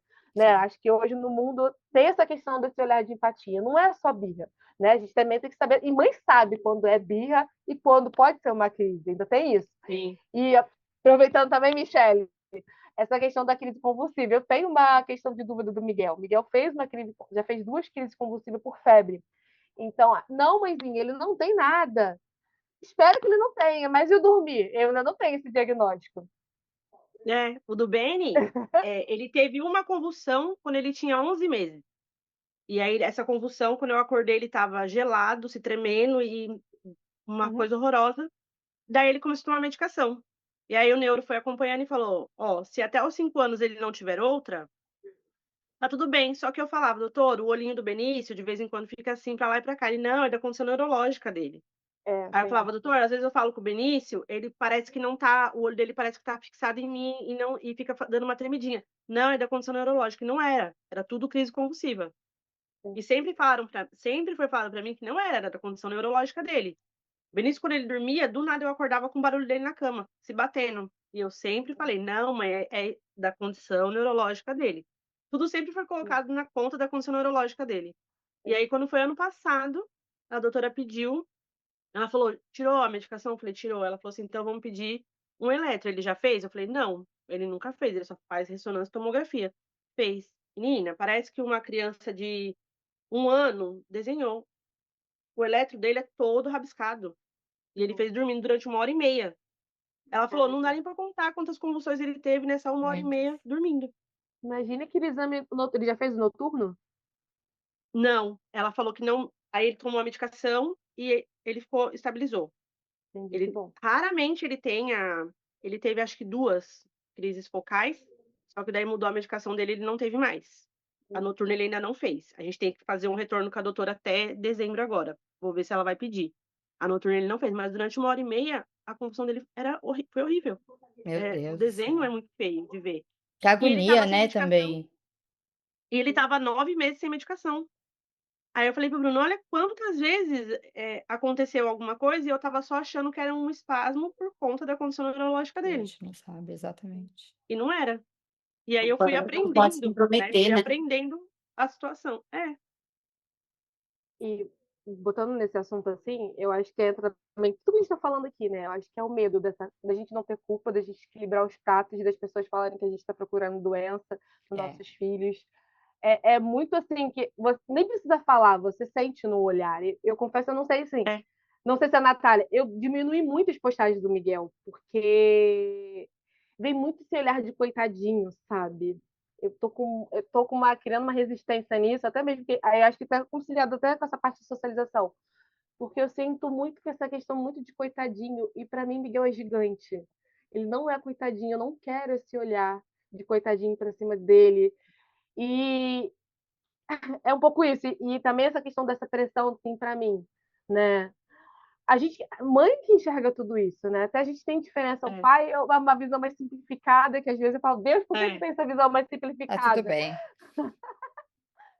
O Bruno, Mas quando eu eu sei falava do que autismo, ele falava: o Benício é só mimado, Michele. O Benício é só uma criança é, mimada. Eu falava: não é mimo isso daí, Bruno. Isso aí que tá acontecendo não é de criança mimada, cara. Eu falei: eu fico 3 horas sentada naquela clínica e eu vejo. Eu é falei: a isso. criança que eu vejo passar é a mesma criança que eu vejo o Benício em casa. É do mesmo Parece jeito. que o olhar deles é um olhar com um filtro, ou é de muito cuidado com a gente, ou é de um filtro de, às vezes, a gente. Porque a gente, como mãe, tem esse olhar já mais minucioso das Super coisas, protetor. super É. protetora, e isso não é falando mal, tá? Eu acho que a gente tem esse senso Não. de leoa, É de querer, instinto, é é instinto, querer exatamente. agarrar o É. filho e cuidar como se ninguém cuidasse melhor. Eu falo que a gente às vezes tem que tirar também um peso dessa situação, e não que não seja difícil, não que nada disso, mas eu acho que às vezes a gente tem que colocar um pé para trás, e quando a gente fala ser um pouco pai nesse momento, tem muito esse lado de você tirar o peso da situação e olhar com outro olhar, porque assim, às vezes a gente coloca um peso de a tal que ponto é necessário colocar esse peso. A tal que ponto é necessário a gente criar toda essa culpa em cima da gente, como se o problema fosse só nosso, como se a É. gente tivesse que resolver tudo, como se a gente tivesse que dar conta de tudo. E muitas vezes não, muitas vezes a gente pode pedir ajuda para os profissionais, para as famílias, para o marido, para as pessoas que estão ao nosso lado, né? E É. aí sim, quem não tem a rede de apoio, que é mais difícil ainda, né? Quem não tem um pai presente, aí triplica o peso da situação, né? Eu acho que parece que a criação é só da mãe, né? É. E aí é muito. O pai, meu marido me ajuda. Meu marido não me ajuda coisa nenhuma, né? Eu já falo, começou por aí, você não está me ajudando nada. Você está me ajudando se eu sentar aqui, você fizer minha unha, se eu sentar aqui, você fizer uma massagem no meu pé, isso é uma ajuda. Exatamente. Verdade. Olha, dando banho na criança, fazendo uma lição, uma coisa, isso Levando não é pra ajuda. terapia também, na loucura. É muito louco isso, porque às vezes eu me sinto muito culpada. O Robson que fica toda noite com o Vini acorda muito ainda de madrugada. E eu ainda às vezes me sinto culpada dele dormir com o Vini. Só que eu pego a babá eletrônica, eu juro por Deus, o Robson está apagado, roncando. Roncando com o Vinícius do lado. O Vinícius pode estar falando, sonhando, qualquer coisa, e o Robson está apagado. Se sou eu, o Vinícius faz assim e vira de posição, eu já tô aqui. O que que aconteceu? E não sei o quê. É sobre Ele isso. começa a falar do meu lado, eu não consigo dormir. Eu tenho crise de ansiedade se eu durmo com ele. E aí eu me sinto culpada. Eu falo, ai, tadinho do Robson, não dorme. Não sei quantas noites, mas o Vinícius, 6:30 da manhã, 7 horas da manhã no máximo, sai da cama com o Robson do lado, abre a porta do quarto dele, vai pra minha cama e me chama. E o Robson continua dormindo até as 8:30, quando o Continua Vinícius já tá dormindo. quase pronto para ir para a escola. Então eu falo, beleza, você pega à noite, mas quem tá logo cedo sou eu. É isso. Eu Aí acho que essa você culpa vai. vai embora. Exatamente. Eu acho que aí entra nesse ponto, né? Eu acho que também estou vivendo, apesar de tudo isso, também estou vivendo isso. Eu quebrei o pé tem uns Oh, Jesus. 5 meses, né? Para mim tava tudo ok, aqui Nossa, tá tudo parece que para mim faz um tranquila, ano que você quebrou o pé. né? Tem 5, 6 meses que eu quebrei o pé, mas eu percebo que hoje foi bom ter quebrado o pé, para eu poder tirar, aprender a tirar esse peso de mim, né? É, O Miguel, como ele ficou na UTI, né? Então ele foi cuidado por várias mãos. Então eu não tenho, tipo assim, até mesmo com home care, eu não tenho assim, meu jeito é melhor do que o seu. Não, Miguel dorme de todas as maneiras possíveis, com cada pessoa diferente. Mas foi bom esse peso, meio que assim, nem peso, o medo, de repente, de alguém levar ele para terapia sem eu estar perto, o medo de acontecer alguma coisa. Então, já estamos 6, 7 meses, 6, 7 meses, meus pais levando, a minha cunhada levando. Então, hoje, assim, o quebrar o pé foi muito bom. Porque eu tenho, graças a Deus, eu tenho rede de apoio, mas eu ainda tinha um medo, né? Sim. Porque é isso, eu tenho rede de apoio, mas cada um tem seu limite, né? E eu tento também respeitar esse limite. Mas eu vi que eu também precisava respeitar o meu limite, sabe? De eu não quero dar conta de tudo, mas eu estava dando conta de tudo. Eu tinha muito assim, eu não estou me cobrando, mas indiretamente eu estou me cobrando. Então, eu acho que eu também estou vivendo muito essa questão, né? Dessa culpa não vir sempre. Meu marido acorda 5 horas da manhã, mas se Miguel acordar, é ele que vai, provavelmente é ele que vai acordar, né? Porque ele dorme, né, na cama, na ponta da cama que é mais fácil e tal. Mas eu tô tentando isso, tirar um pouco essa culpa que vem da gente, que é tão normal, tão natural, que É. porque isso, eu não sou para sempre, entra aí na questão, eu não sou para sempre. Outras pessoas precisam saber lidar com o Miguel, porque é isso, eu quebrei o pé, e aí? Miguel vai ficar sem ficar da terapia? Não torço, mas se acontecer alguma coisa comigo, Sim. eu acho que meio que assim, eu ficar em paz de alguém também cuidar do Miguel. E é isso, não cuidar igualzinho a mim, mas cuidar do jeito que ele precisa e merece. Eu acho que é muito isso. Tem muito essa questão. Respeitar ele. Eu acho que sempre eu falo isso para as meninas, assim, qualquer pessoa, né, que eu tenha às vezes outra atividade de técnica, eu falo assim, quero que você respeite o Miguel. Se eu estou vendo o Miguel sorrir, né, bem tratado, é isso que importa, sabe? Não é só técnica, você tem que saber fazer GTT X, Y, Z, porque tem técnica muito experiente. Miguel, graças a Deus, é uma criança que pode pegar técnicas menos experientes, mas eu sempre friso isso. Miguel tem que se sentir amado. Acho que a palavra-chave é essa, tem que se sentir amado e respeitado. Só que eu tô dando essa dificuldade na socialização, porque confesso que não sei, gente. Não sei como lidar com isso. Isso está sendo um ponto para mim, que até é bom falando aqui que eu ainda não falei em roda de amigo. Quem é amigo meu assistir vai escutar. Porque Mas isso é tem uma importante, tá, Pri? Pode falar. vai escutar. Porque eu tenho uma amiga minha que é muito natural, assim, ela é muito natural. Miguel, o Miguelito dela, da vida dela, é muito natural, mas certas pessoas não. Mas eu fico, tá, o que eu posso fazer de diferente para ajudar? Aí, às vezes, eu tento mandar vídeo de algumas coisas que ele faz, para de repente as pessoas fazerem, meus amigos mais próximos. Mas esse mundo ainda de socialização, assim, até mesmo o aniversário dele. O que eu vou fazer? Vou fazer, né? Vou fazer normal, né? Eu tenho uma outra dúvida, essa palavra normal, né? Eu não sei como a gente usa. Ai, cara, eu Eu tenho falei uma isso num dúvida com episódio. normal, mas não é a palavra certa.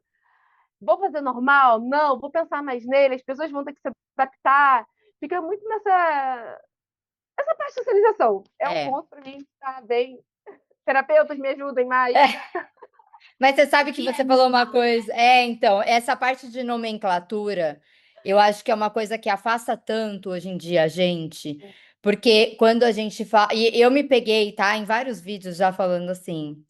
Ai, porque quando eu era pequena, e aí eu paro e falo, não, quando eu era mais nova, olha isso, tá? Porque a minha vida inteira eu passei sendo corrigida cada vez que eu falava. Quando eu era pequena, e aí até meu pai falava assim, não, mais nova, né? Pequena você ainda é. E aí você tem essas nomenclaturas. E assim, pra mim, eu nunca interpretei isso como uma coisa ruim, mas hoje eu, com 37 anos, mesmo assim, me pego falando, me autocorrigindo de me colocar como uma pessoa pequena. E aí eu pego isso, a gente falou em um episódio sobre isso, sobre as nomenclaturas, né? O quanto afasta. Quando a gente fala sobre o anão e o nanismo, é uma briga muito grande sobre isso. Ah, o que pode ser falado? Você pode chamar a pessoa de anão? Você pode falar, pode usar o termo certo, que é o nanismo? Então, o normal, o que não é normal, o que não está dentro desse normal, porque pra gente. O que é uma vida normal? Então, a gente não pode contextualizar sobre isso, mas o quanto vocês acham que essas pronúncias, essas nomenclaturas afastam ainda mais as pessoas que não estão nesse universo atípico? Afasta bastante, né? Até porque tudo que as pessoas vão falar, elas tentam eh, arrumar um jeito bonito de falar, por não saber, né, como se expressar às vezes. Eu falo para minhas amigas, às vezes quando elas falam alguma coisa que eu não gosto, elas já olham, vê na minha cara, assim, eu não corrijo ninguém. Mas se é algo que me incomoda, ela já vem na minha cara. E na Sim. próxima conversa, a fala já não é a mesma. Mas bem difícil eu me incomodar com alguma fala, até porque tá todo mundo aprendendo. Sim, Eu tenho medo do preconceito, É, isso, sabe, de verdade. quando o Benício chega em algum lugar e às vezes eu vejo pessoas maiores, tirando sarro de alguma característica ou, tipo, olhando porque ele não tem o equilíbrio total, por causa dessa questão da cabecinha dele atrás, porque é visível. uhum, Agora, ainda mais agora que ele deixou cortar o cabelinho dele, né, antes não era tanto, mas agora dá pra ver bem. E isso eu tenho medo, o preconceito do olhar, eu tenho mais medo do que de uma fala errada. Às vezes a pessoa só fala porque infelizmente a gente aprendeu muita coisa, né, exato. muita Falta de coisa errada, e a gente conhecimento tá mesmo, aprendendo né? agora. O quê? Não vi. É por falta de conhecimento mesmo, não é? Isso, Você exatamente. vê que é algo que a pessoa está querendo falar Sim, pejorativo. É porque realmente sim, ela não conhece. Que nem muita sim, gente fala, exatamente. mas o João ele é autista, mas ele fala. Mas ele socializa com as pessoas. Eu falo, sim, ele fala, ele socializa. Mas ele é autista, mas ele vai em festa? Eu falo, Sabe o que eu escuto do Benício? adoro ir em festa. "Nossa, ele é autista, mas ele é tão bonito", eu falo: "Mas gente, Você vê do uma coisa com a nada, outra, ele é né? autista, mas é tão bonito?". Não entendi essa fala. Eu falo: sim, ele é lindo, graças a Deus". Mas o que que tem a ver Exatamente, o autismo com a beleza? Não tem nada a ver uma coisa com a outra. Aí Verdade. eu falo: "O autismo não tem cara, ele é uma característica, ele não tem cara". Eu tenho a exatamente, vivência do autismo dentro de casa, então ele não precisa parecer um autista. Eu sei que ele é, mas as exatamente. pessoas ainda estão aprendendo, né, infelizmente. Eu acho que a Michelle tocou nesse ponto, assim, quando eu falo de socialização, é um pouco disso, né? Do medo do preconceito e o medo da inclusão, porque eu percebo que as minhas amigas, assim, ficam falando porque nas escolas estão tendo muitas crianças autistas, né? Então, às vezes, elas querem também desabafar em rodas e elas ficam sem graça.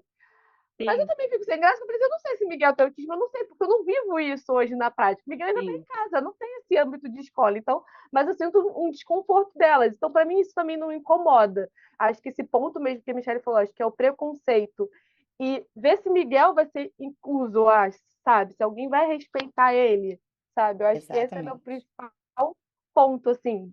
Tá, eu vou numa festa, e aí? Vou ficar com ele sentado? Não, faço ele andar e tal, mas eu fico com medo dos olhares, né? Porque quantos anos ele tem? 3 anos, aí a pessoa tem aquele silêncio fúnebre. 3 anos ele ainda não anda. Aí, aí eu falo, eu tô respeitando o tempo dele, né? Ele é uma criança prematura e tal, eu foco na prematuridade. Porque se eu explicar o diagnóstico dele, também ninguém vai entender, e também vai ser desgastante pra mim, sabe? ouço isso sim. pelo tamanho do Vini. Olha a diferença, né? Eu ouço o Vini começa a falar pra caramba. Às vezes uma pessoa entra no elevador e ele começa a falar pra caramba. Aí a pessoa olha e fala: Nossa, como ele é inteligente! Quantos anos ele tem? Aí eu falo: 3. Ela fala: Nossa, mas tudo isso, ele é tão pequenininho. E aí, como você vai explicar? Entende? Nossa, mas por que que ele é tão baixinho? E é isso. Muitas vezes, Pri, você falou sobre essa integração, né, das crianças numa festa e tal. O Vini muitas vezes é barrado num brinquedo por causa da estatura dele. E aí, a minha discussão não é sobre você não liberar uma criança pequena por entrar por causa do tamanho dela que está previamente avisado num brinquedo, por exemplo. Então, ele só pode entrar a partir de 1 metro. Beleza. Eu vou lá, vou medir ele, não pode, não pode. Não. Tem recreador que não deixa o Vini entrar nos brinquedos. Os brinquedos são a partir de 3 anos, normalmente. Mas olha para mim e fala: não, ele tem 3 anos, mas ele é muito pequeno. Aí eu falo, mas não é pela idade ou é pela Verdade, estatura? verdade. Não, e eu Isso que eu falo, falei. cara, o Vini, ele consegue ir nos brinquedos. Ele, por mais que ele seja pequeno, ele tem essa malemolência já com os grandes. Ele já tá acostumado. Então, para ele, não vai ser um problema. E não deixam ele brincar. Então, muitas vezes, ele não participa dos aniversários por causa do tamanho dele. Sim, O João é ao contrário. Ele é muito grande. O B O também João é tá grandão. com quase 1 metro, vai 1,5 metro. Ele é bem, bem troncudo, só que É, ele quer ir no pula-pula, ele quer ir no escorregador. Aí o escorregador não pode mais, o tamanho e a idade dele. Só aí ele fala, mas mãe, eu ainda sou criança. Ele é um menino de 11 anos, mas ele até fica no celular, brinca ali, coisinha de futebol. Mas, por exemplo, ele não tem rede social, ele não tem WhatsApp, ele não pensa em namorar, ele já, sabe, ele não tá ali nos 11 anos dele, sim. como um menino de 11 anos tá. Se ele for numa festa que tiver um pula-pula, ele quer ficar no pula-pula. e aí ele já não pode pela idade, recreação, muitas falam, ah, não, ele já é grande, ele tem que ficar na turma dos 11 aos 15 Dos 11 aos anos. 13. É. Que, O João o pessoal de 11 a 13 já tá com uma outra cabeça, né? Fazendo outros tipos de brincadeira, ele né? não vai acompanhar essa turma. Aí Exatamente. é muito complicado. E assim, quando a gente trata de inclusão escolar, É ai, terrível. aí é de. Porque Eu assim, só é o que eu falo, escuto, eu fico com medo. Eu só escuto, eu fico com muitos medos e receios. é bem complicado, porque assim, você vai passar. Eu passei por algumas escolas, eu, como sendo professora, eu tento sempre olhar o lado escola, o lado mãe, mas eu também vejo que, assim, muitas vezes o lado escola não é feito, né? Graças a Deus agora o João está numa escola que está fluindo, né? Mas esses dias eu até brinquei com a coordenadora, falei para ela, você não quer pôr uma mesa para mim aqui na escola? Porque eu venho aqui quase toda semana, 2 vezes por semana, então quem sabe eu já fico Já aqui, fica, né? eu já trabalho daqui, qualquer coisa eu já estou aqui já. Mas assim, é muito complicado, porque e aí é aquela coisa, são N escolas, o João já estudou em escolas religiosas, posso falar, mas ele estudou em escolas religiosas, que a escola convidou ele a se retirar da escola, porque ele não estava no nível de aprendizagem que a escola cobrava. Eu, eu falei para ela, eu não sei se eu rasgo meu diploma ou se eu rasgo outros documentos, porque assim, nível de aprendizagem, aí entra muito normal. Qual é o nível de aprendizagem? Você tem uma sala que todas as crianças estão ali naquele nível de aprendizagem. Eu, como professora, nunca tive essa sala perfeita. Mas se vocês têm realmente, meu filho não se enquadra e não quer que meu filho se enquadre nesse, né? Então, assim, realmente meu filho não faz parte dessa escola. Sim. É algo que é muito complicado. E aí você vai lidar com diversas famílias, né? Com famílias que acham que seu filho atrapalha na sala de aula, com famílias que super acolhem. Já teve situações do João entrar em crise na sala de aula. Eu sempre mando depois no grupo, né, do WhatsApp, falando: olha, aconteceu isso hoje. Peço desculpas pelo ocorrido, por ele ter atrapalhado a sala, mas Mas espera infelizmente. aí, você tem que pedir desculpa por quê? É isso que eu ia falar. Eu me cobro em mostrar, assim, falar que ele entrou em crise na sala. Teve uma vez que ele entrou em crise na sala e ele virou a cadeira, a mesa. E aí eu falei, a professora falou, algumas crianças ficaram assustadas, porque o João é uma criança extremamente carinhosa, mas nesse dia veio uma fúria. E aí eu falei, olha, aconteceu isso, eu peço desculpa caso alguma criança tenha ficado é, com medo ou, né, assustada com a situação, mas assim, é algo que eu senti a necessidade de falar. Aí muitas mães não imagina que isso, a gente entende, tá? A sala dele é uma sala assim muito acolhedora. E eu falo que eu tenho medo de ter que ir para outra escola ou mudar, que nem o ano que vem ele vai para o 6º ano, a gente sabe que muita coisa muda, não é mais um professor só, né? Então, assim, Sim. a inclusão escolar é sempre algo muito difícil. E se realmente as escolas estão preparadas, né? Porque a gente Sim, sabe que tem muita escola que não está preparada, tem muita escola que não quer. E por exatamente. mais que sim, mas a escola não tem a opção de querer ou não. Mas a escola vai fazer de tudo para que você tire ou para que você nem coloque, Sim. né? Assim, é algo que é dolorido da gente falar. Mas eu falo, eu vejo a inclusão como um lugar em que meu filho é bem recebido. Se eu tiver que impor que ele entre, já não é mais incluso. Eu não vou Exatamente. forçar, né? E tem muitas mães que falam, não, eu vai ficar nessa escola porque eu quero. A escola não quer, a escola não trata bem, mas eu quero ele lá. Eu falo, não, para mim já não serve. Não, não Faz dá. bem pra criança, é verdade. Meninas, deixa eu O perguntar B uma estuda coisa na para. mesma escola faz Ah, pode tempo. falar. O B estuda na mesma escola desde pequenininho e ele estuda na escola onde minha irmã trabalhava. Eu tive essa sorte, então eu conheço a maioria das pessoas que trabalham na escola. E desde quando ele chegou, por conhecerem tudo, por a maioria sabia do diagnóstico do B, de tudo que a gente passou, ele sempre foi muito bem acolhido na escola e com as crianças também. A mesma coisa. Eu acho que a gente teve 2 probleminhas assim com de criança mesmo na escola, sabe? De um empurrou, deu um tapa, mas coisa de criança mesmo, nada de esse preconceito ele não sofreu. Eu tive muito problema para conseguir pessoas para ficarem com ele, né, porque ele precisa de um estagiário, ele precisa de alguém junto com ele. Então isso sempre para mim sempre foi um problema. Eu sempre tive que ir lá, com o laudo do Benício, falar: "Ó, ele precisa", mesmo antes do Parece que é um autismo, aluno porque novo que chegou na escola. Todo ano. todo ano a mesma coisa, todo mundo conhecia ele, mas todo ano a mesma história. Todo ano eu ia lá com o laudo da hidrocefalia e falava: "O Benício não pode ficar sozinho", porque quando ele entrou na escola ele não andava, ele só ficava Uhum. de bundinha. Eu falava: "Como que ele vai se locomover até a pra almoçar? Se Sim. na idade dele as crianças já estão fazendo fila e ele não faz, ele não anda, ele não fica em pé sozinho". Então todo ano era a mesma resenha do laudinho aqui, ó, indo lá e brigando por causa de uma pessoa para ficar com o Benício. E até hoje é assim. Agora o meu medo é ele sair dessa escola onde eu conheço todo mundo, porque daí ele vai para um outro, como diz o pai dele, ele vai para um outro mundo, né, onde a gente não conhece ninguém, onde a gente não vai ter e tem dias que eu deixo ele na escola, ele tá meio assim, eu mando uma mensagem pra uma amiga e falo assim: "Você passa o olho no B pra mim, no recreio, assim, pra ver se ele tá bem?". Aí daqui a pouco chega uma mensagem: "Ah, tá correndo.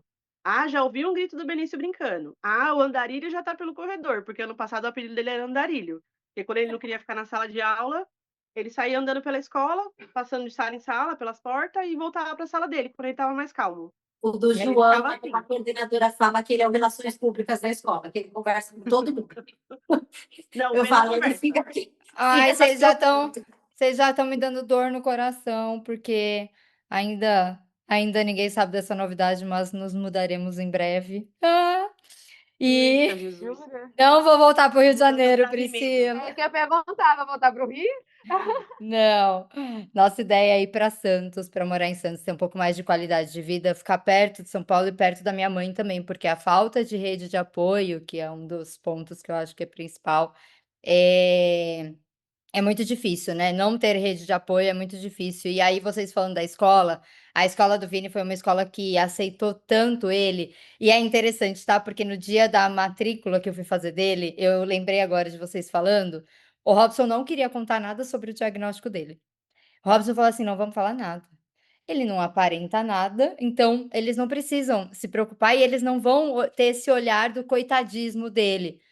Aí eu parei, olhei pra ele e falei: "Tá doido, menino?". Falei: "Como que eu não vou falar pra escola? Acontece alguma coisa, a gente ainda tá em investigação, eu não sei. Não tem como eu". E aí eu percebo que é esse olhar que a gente não quer, que as pessoas olhem com: "Nossa, ele tem uma doença, nossa". A gente não quer isso, mas a gente precisa falar mais sobre Do isso, né. cuidado. E aí depois de quase um ano dele na escola, eu na última reunião, eu fui com ele foi comigo, porque na penúltima ele não tinha ido, eu tinha deixado ele em casa, e aí ele foi comigo, e eu percebi que ele não senta direito na cadeira, porque a cadeira é muito alta para ele, então o pezinho dele fica assim. E aí olha que loucura, eu passei a minha vida inteira com esse problema de cadeira, como eu tenho problema até hoje, de não encostar o pé no chão. E isso me dá uma dor nas costas, e isso hoje, com um amigo fisioterapeuta, eu tô descobrindo isso, que eu não consigo sentar normalmente, né, com os 2 pés no chão, a minha vida é sentar com a minha perna entrelaçada, a minha perna cruzada, para fazer esse apoio. E o Vini já está começando a fazer isso. Então eu percebo que ele tem sentado muito na beira da cadeira, e aí eu falei: "Cara, isso não, então para o ano que vem eu já tenho que pensar numa adaptação para a cadeira dele, para a mesa dele, como que vai ser isso na escola?". Eu já estava até conversando na escola, agora eu vou ter que conversar na próxima. Então, começar isso do zero dá muita preguiça, né, você encontrar escolas Tá. que sejam inclusivas, que olhem para os nossos filhos individualmente, para a necessidade de cada um deles, é muito diferente, né. É. A inclusão, na verdade, deveria ser isso, né, o olhar É, individual para cada criança, não olhar exatamente. eles como um conjunto. "Ah, autista nível 1 é tudo igual", não é. Cada Não, criança tem a sua característica, independente dela ter algum problema neurológico, ter alguma deficiência, qualquer coisa do tipo. Cada criança é única, mas a inclusão que colocam pra gente, não é inclusiva, né. Ela exato. só é abrangente, assim, ela abrange uma quantidade de crianças e para eles está tudo bem, não é bem assim, né. Infelizmente E não é bem assim. o quanto tudo isso é exaustivo para a gente, né? Porque a É, gente liga todos os dias, todos os anos. Teve um dia que eu fui até mal educada na escola, mas eu falei assim: eu acho que eu vou mandar enquadrar o laudo do João e trazer para vocês, porque assim, é, ele não é um aluno novo. Eu Vocês já pensei o mesmo sabem. uma vez. Aí no começo do ano, não, porque a gente vai fazer uma avaliação com ele, vai fazer uma sondagem. Mas vocês sabem como ele terminou o ano? Ele vai começar do mesmo jeito que ele terminou. Exatamente. Não mudou nada. E aí eu acho que aí entra um outro ponto, né? A gente briga todos os dias. Que eu falo que todo dia eu acordo e falo, hoje eu vou ser uma pessoa mais calma, vou enfrentar a vida de uma nova. Chega no final do dia, eu tô mordendo o pé da mesa já. Mas assim, o quanto isso não vai enfraquecendo a gente, o quanto a gente não se esquece, né? Porque a gente deixa de ser Marina, a gente deixa de ser esposa, a gente deixa de ser profissional, e a gente acaba entrando nesse círculo de, né, o tal dia inteiro, esse estado de alerta nosso, O tempo né? todo. Às vezes nem está acontecendo nada, mas a gente está sempre em alerta. Até que ponto isso não mexe com tudo, né? Com relacionamento, com família. Quanto tempo a gente não tem uma roda de conversa com uma amiga para falar nada, falar Exato. besteira, O né? que vocês mais acham, meninas, que mudou na vida de vocês, que vocês sentem falta dessa maternidade sem ser atípica, uma maternidade típica? Eu sinto, às vezes, falta de coisa simples. Igual a Pri estava falando. Do ano passado para cá, depois que a medicação do B começou a dar certo, que a gente conseguiu voltar a ir num restaurante, a conseguir sentar numa pizzaria e comer. Porque antes as pessoas chamavam a gente para fazer as coisas, igual às vezes tinha a confraternização da minha igreja em um lugar que não for, porque o Benício é muito acostumado com a igreja, com as crianças da igreja, com as pessoas da igreja. Se a gente fosse para um ambiente de festa da igreja que não fosse na igreja, para mim já não rolava, porque virava para mim um caos. E isso por muito tempo para mim fez muita falta. Conseguir ir num parque e o Benício conseguir brincar, igual as meninas sempre iam, brincavam, ia no shopping, brincava e fazia tudo. Com o Benício sempre foi tudo muito, vamos tentar, mas na maioria das vezes não dá, Sim. não dá certo. E o normal me faz falta. Eu sei que essa palavra é errada, mas o normal me faz falta. Saber que ele pode subir num brinquedo e brincar sem eu ter aquela preocupação extrema se vai ter o equilíbrio para subir, porque às vezes ele não tem o equilíbrio de subir na escadinha. E aí, às vezes eu tenho que ajudar ele, e sempre tem uma criança que fala: Nossa, tia, ele é grande, deixa ele se virar sozinho. Eu sei que ele é grande, mas ele não consegue se virar sozinho. Então, para mim, o que faz falta é o normal. O normal, às vezes, me faz. E às vezes isso me pega, sabe? Apesar de eu ser extremamente grata, porque eu sou muito grata pela vida do B. Nossa, o Benício veio para nossa vida assim, meu marido fala que ele veio para fazer a gente voltar a viver, sabe? A gente viaja, a gente passeia, a gente tenta realizar o sonho dele, das irmãs dele, assim, de uma maneira que a gente não fazia antes. Eu sou muito grata pela vida dele, mas o meu irmão me faz muita falta. Muita falta. Quando a gente Você viajou ano passado, as crianças da idade dele, quando chamavam no microfone, falavam: crianças de 6 a 8 anos, hora da recreação. As crianças que estavam em volta, assim, tudo ia pra recreação brincar. E voltam só, tipo, 2, 3 horas depois, feliz da vida. E o Benício não. Ele não vai porque ele mesmo já adquiriu um medo, ele não vai porque ele não consegue ficar perto de crianças que ele não conhece, ele não vai por causa do barulho do microfone, ou ele não vai por causa da cor da roupa do monitor, por N motivos, mas ele não vai. E aí, às vezes, eu queria ver ele, sabe, participando de mais coisas. Então, eu acho que o que me faz mais falta é o normal. O normal que eu vivi com a Manu e com a Mel, às vezes, me faz muita falta. Muita falta. você, Pri. Olha, acho que mais eu sinto falta é uma calmaria. Eu antes, eu já valorizo muitos momentos de silêncio, sabe? Eu valorizo muito. Então, acho que hoje é isso. Eu sou grata pela rotina, tipo assim, pela vida do Miguel, pela minha rede de apoio. Mas hoje a Priscila, às vezes, ela só queria ficar parada, sem pensar em muita coisa, sabe? E foi tocado no ponto de ação de estado de emergência, né? Isso eu tô vendo muito na terapia. Tô- Vamos lá, até eu quebrar minha perna, eu tava vivendo, até eu quebrar meu pé, eu tava vivendo estado de emergência. Então hoje é isso. Eu luto contra para ele não ser acionado, mas ele vem muito fácil. Tipo, alguém passou mal, não precisa ser só o Miguel. Alguém passou mal, ou aconteceu alguma coisa até mesmo comigo, ele vem com tudo. Então, eu falo, são dois pontos. Eu acho que é isso. Eu acho que isso é falta do silêncio, que agitação, né, da semana, da rotina e tal. Às vezes eu só queria estar parada, eu não queria pensar muito. E essa questão de o estado de emergência não vir com tanta força natural, né? Tem que brigar bastante com ele. Natália, para de chorar. É porque você tá falando, e eu tô E ele pensando. não vir com tanta força, porque às vezes ele some, mas tem 2 semanas atrás que ele veio com tudo, e agora tá difícil. Eu tava feliz que ele tinha sumido por um tempo. Tava muito feliz, mas tem 2 semanas que ele veio com tudo e eu tô tentando lutar contra ele, para ele não voltar por mais tempo, né? Porque é isso, eu aprendi que eu não preciso, tô aprendendo que eu não preciso viver em estado de emergência o tempo todo. Que Miguel tá bem. Mas hoje ele é acionado por várias maneiras. Meu marido passou mal, ele vem com tudo. Alguém passou mal, ele vem com tudo, com tudo. É. E eu tô 2 semanas lutando. Agora eu tô lutando contra ele porque eu não quero que ele venha. Mas tá difícil, mas vamos lá. Um dia de cada vez. Eu tô chorando, meu olho tá tremendo, acho que porque exatamente por isso, porque assim, esse estado de alerta, esse estado de emergência, eu acho que eu queria a maternidade atípica me trouxe uma crise de ansiedade muito forte, que eu acho que poucas pessoas entendem o quanto as mães atípicas são ansiosas, então meu coração ele tá palpitando sempre a todo momento. Eu muitas vezes não consigo estar bem, então às vezes o Robson vem, quer me abraçar e eu tenho crise de ansiedade, sabe, eu não quero nem ficar perto às vezes, sabe, então às vezes eu tô muito irritada com o Vinícius e não tem nada com ele. Hoje o Vinícius acordou super tranquilo pedindo o café da manhã dos sonhos dele, e eu estava num nível de estresse, assim, absurdo, porque ontem eu tive um diagnóstico que não foi inconclusivo, então esse estado de falta, esse estado de emergência, esse estado de ansiedade, isso que a maternidade atípica me trouxe, essa é uma versão Natália muito ruim, que eu não gosto de sentir meu corpo tremendo, não sentir O fome, estado de emergência é horrível. emagrecer, sabe, não conseguir olhar pra mim, não conseguir cuidar de mim. Então, quando eu tô nessa fase, é a fase que eu quero comer chocolate todos os dias, que eu quero, sabe, me colocar em qualquer coisa, de comer coisas gordurosas e coisas gostosas. E aí eu coloquei um propósito pra mim, que eu vou ficar sem comer glúten, porque, eu vou pra ele, aí eu passo mal, e aí vira aquela bola de neve.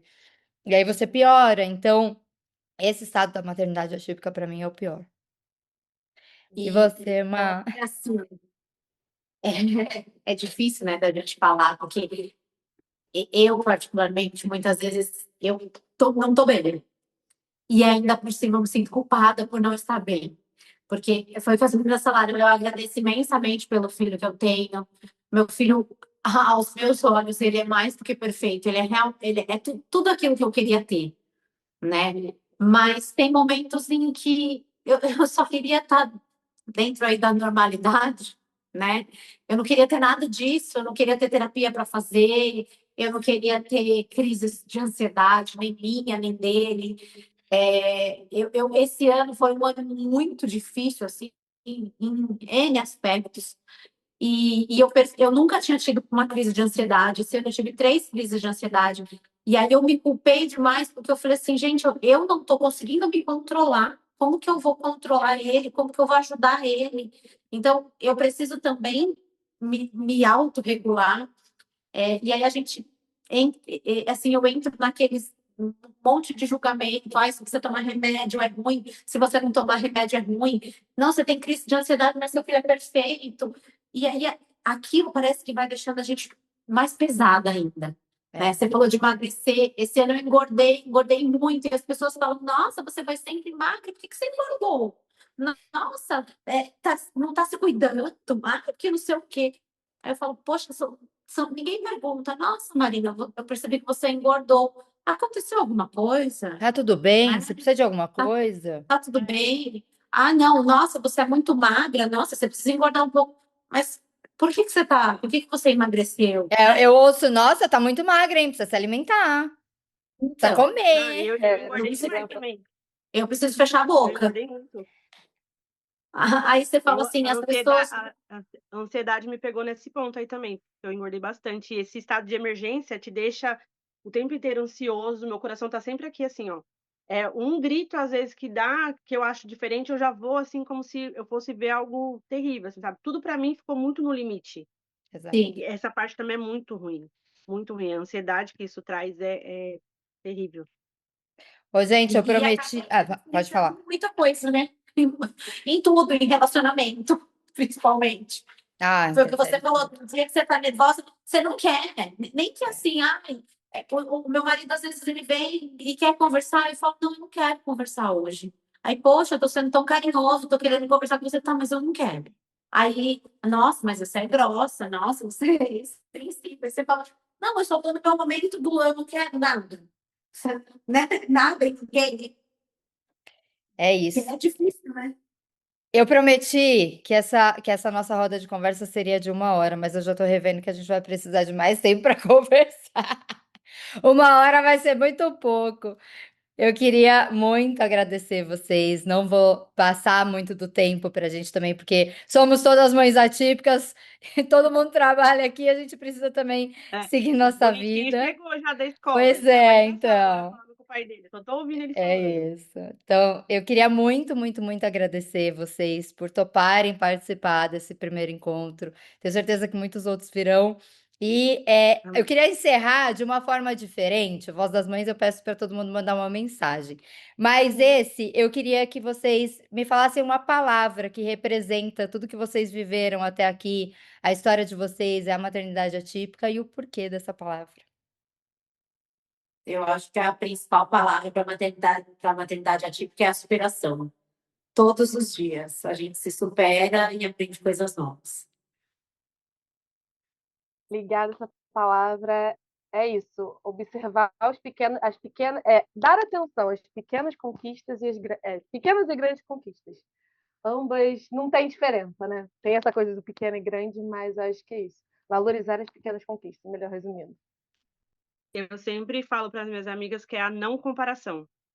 Não comparar o seu filho, o diagnóstico, a sua vivência com ninguém.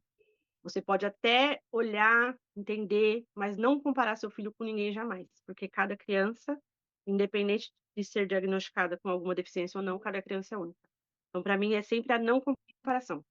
Eu não comparo o Benício com ninguém, porque o Benício é o Benício, ele é o meu menino, ele é o meu milagre, é o meu B. Então, eu não comparo ele com ninguém. Eu sempre falo para minhas amigas, não comparem, não comparem.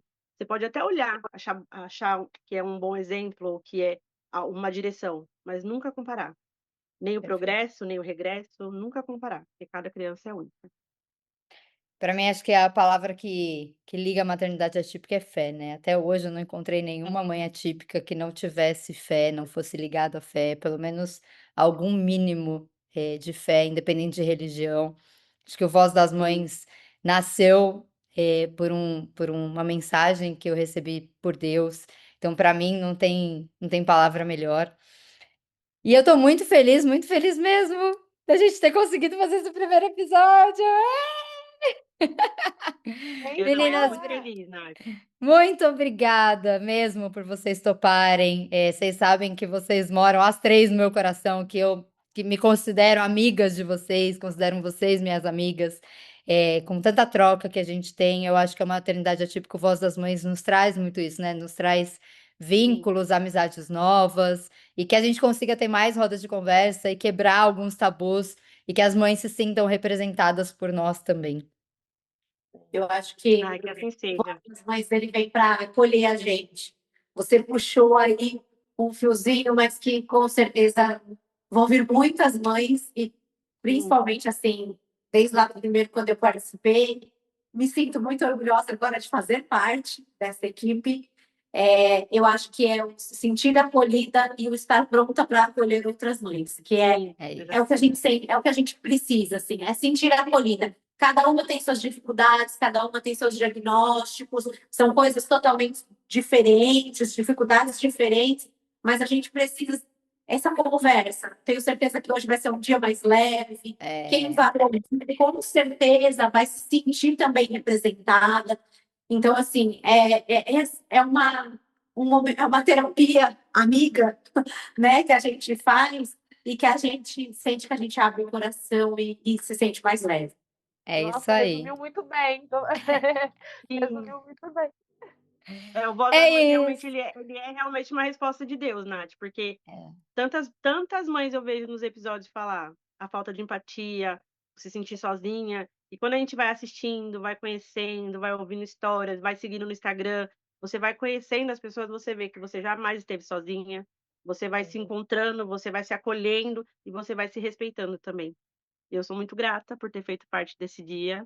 Estou muito grata por estar conhecendo melhor vocês, meninas, Marina e Pri. Estou muito feliz e muito obrigada por essa oportunidade, Nath, mais uma vez. Ah, suas lindas. Ah, gente, Me fala uma obrigada. coisa. 2 horas de programa. Eu sempre falo uma coisa e quando eu vou autografar os livros, eu sempre escrevo. Juntas nós somos bem mais fortes. Então, É assim, Verdade. sozinha a gente não vai a lugar nenhum, mas juntas a gente consegue superar qualquer desafio. É isso. E falando em Verdade. livro, vocês duas, pode divulgar o livro de vocês aí. Ah, eu tô Vamos lá. eu tô igual a Maria, Priscila, tô bebendo Priscila, ladinho. temos que fazer nossos livros. Você é dona desse livro? Agora eu vou falar. Marina, dona desse livro. Não acredito. E, o livro chama Maternidade Atípica.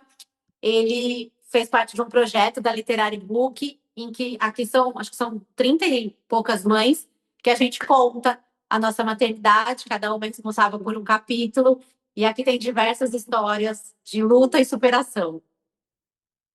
E é meu orgulho. E você, Mi? O meu é o do B, testemunho da vivência do Benício. Até os 5 anos e meio, né? Que agora nós temos muito mais coisas para contar. Vai ter que ter um parte Mas 2. é sobre um milagre. É sobre fé, é sobre um milagre. É É um lindo testemunho do demais. que Deus fez na vida dele, porque eu tenho certeza que foi a mão de Deus na vida dele. E é Vai estar isso aqui que é a embaixo nossa na alegria. descrição, hein? Aqui embaixo vai estar na descrição como você pode comprar os 2 livros, tá? E é isso, gente. Sigam as meninas. Espero que vocês tenham gostado nesse novo formato do Voz das Mães, esse novo programa, esse novo quadro que a gente vai ter aqui. As histórias do Voz das Mães continuam, mas aqui ainda não sei se vai ser toda semana, uma vez a cada 15 dias, vamos ver como que vai ser, mas a gente vai ter essa roda de conversa para a gente bater papo. Deixem aqui nos comentários quais temas vocês querem que a gente traga, que a gente fale. Quais mães vocês querem ver na roda de conversa também? Mães que vocês já assistiram episódios ou não? Enfim, aqui é para todo mundo Voz das Mães. Eu quero que participe e a gente tenha essa troca entre a gente. Obrigada, meninas, eu amei. Obrigada, até Obrigada, o amiga. próximo. Beijo. Tchau, tchau.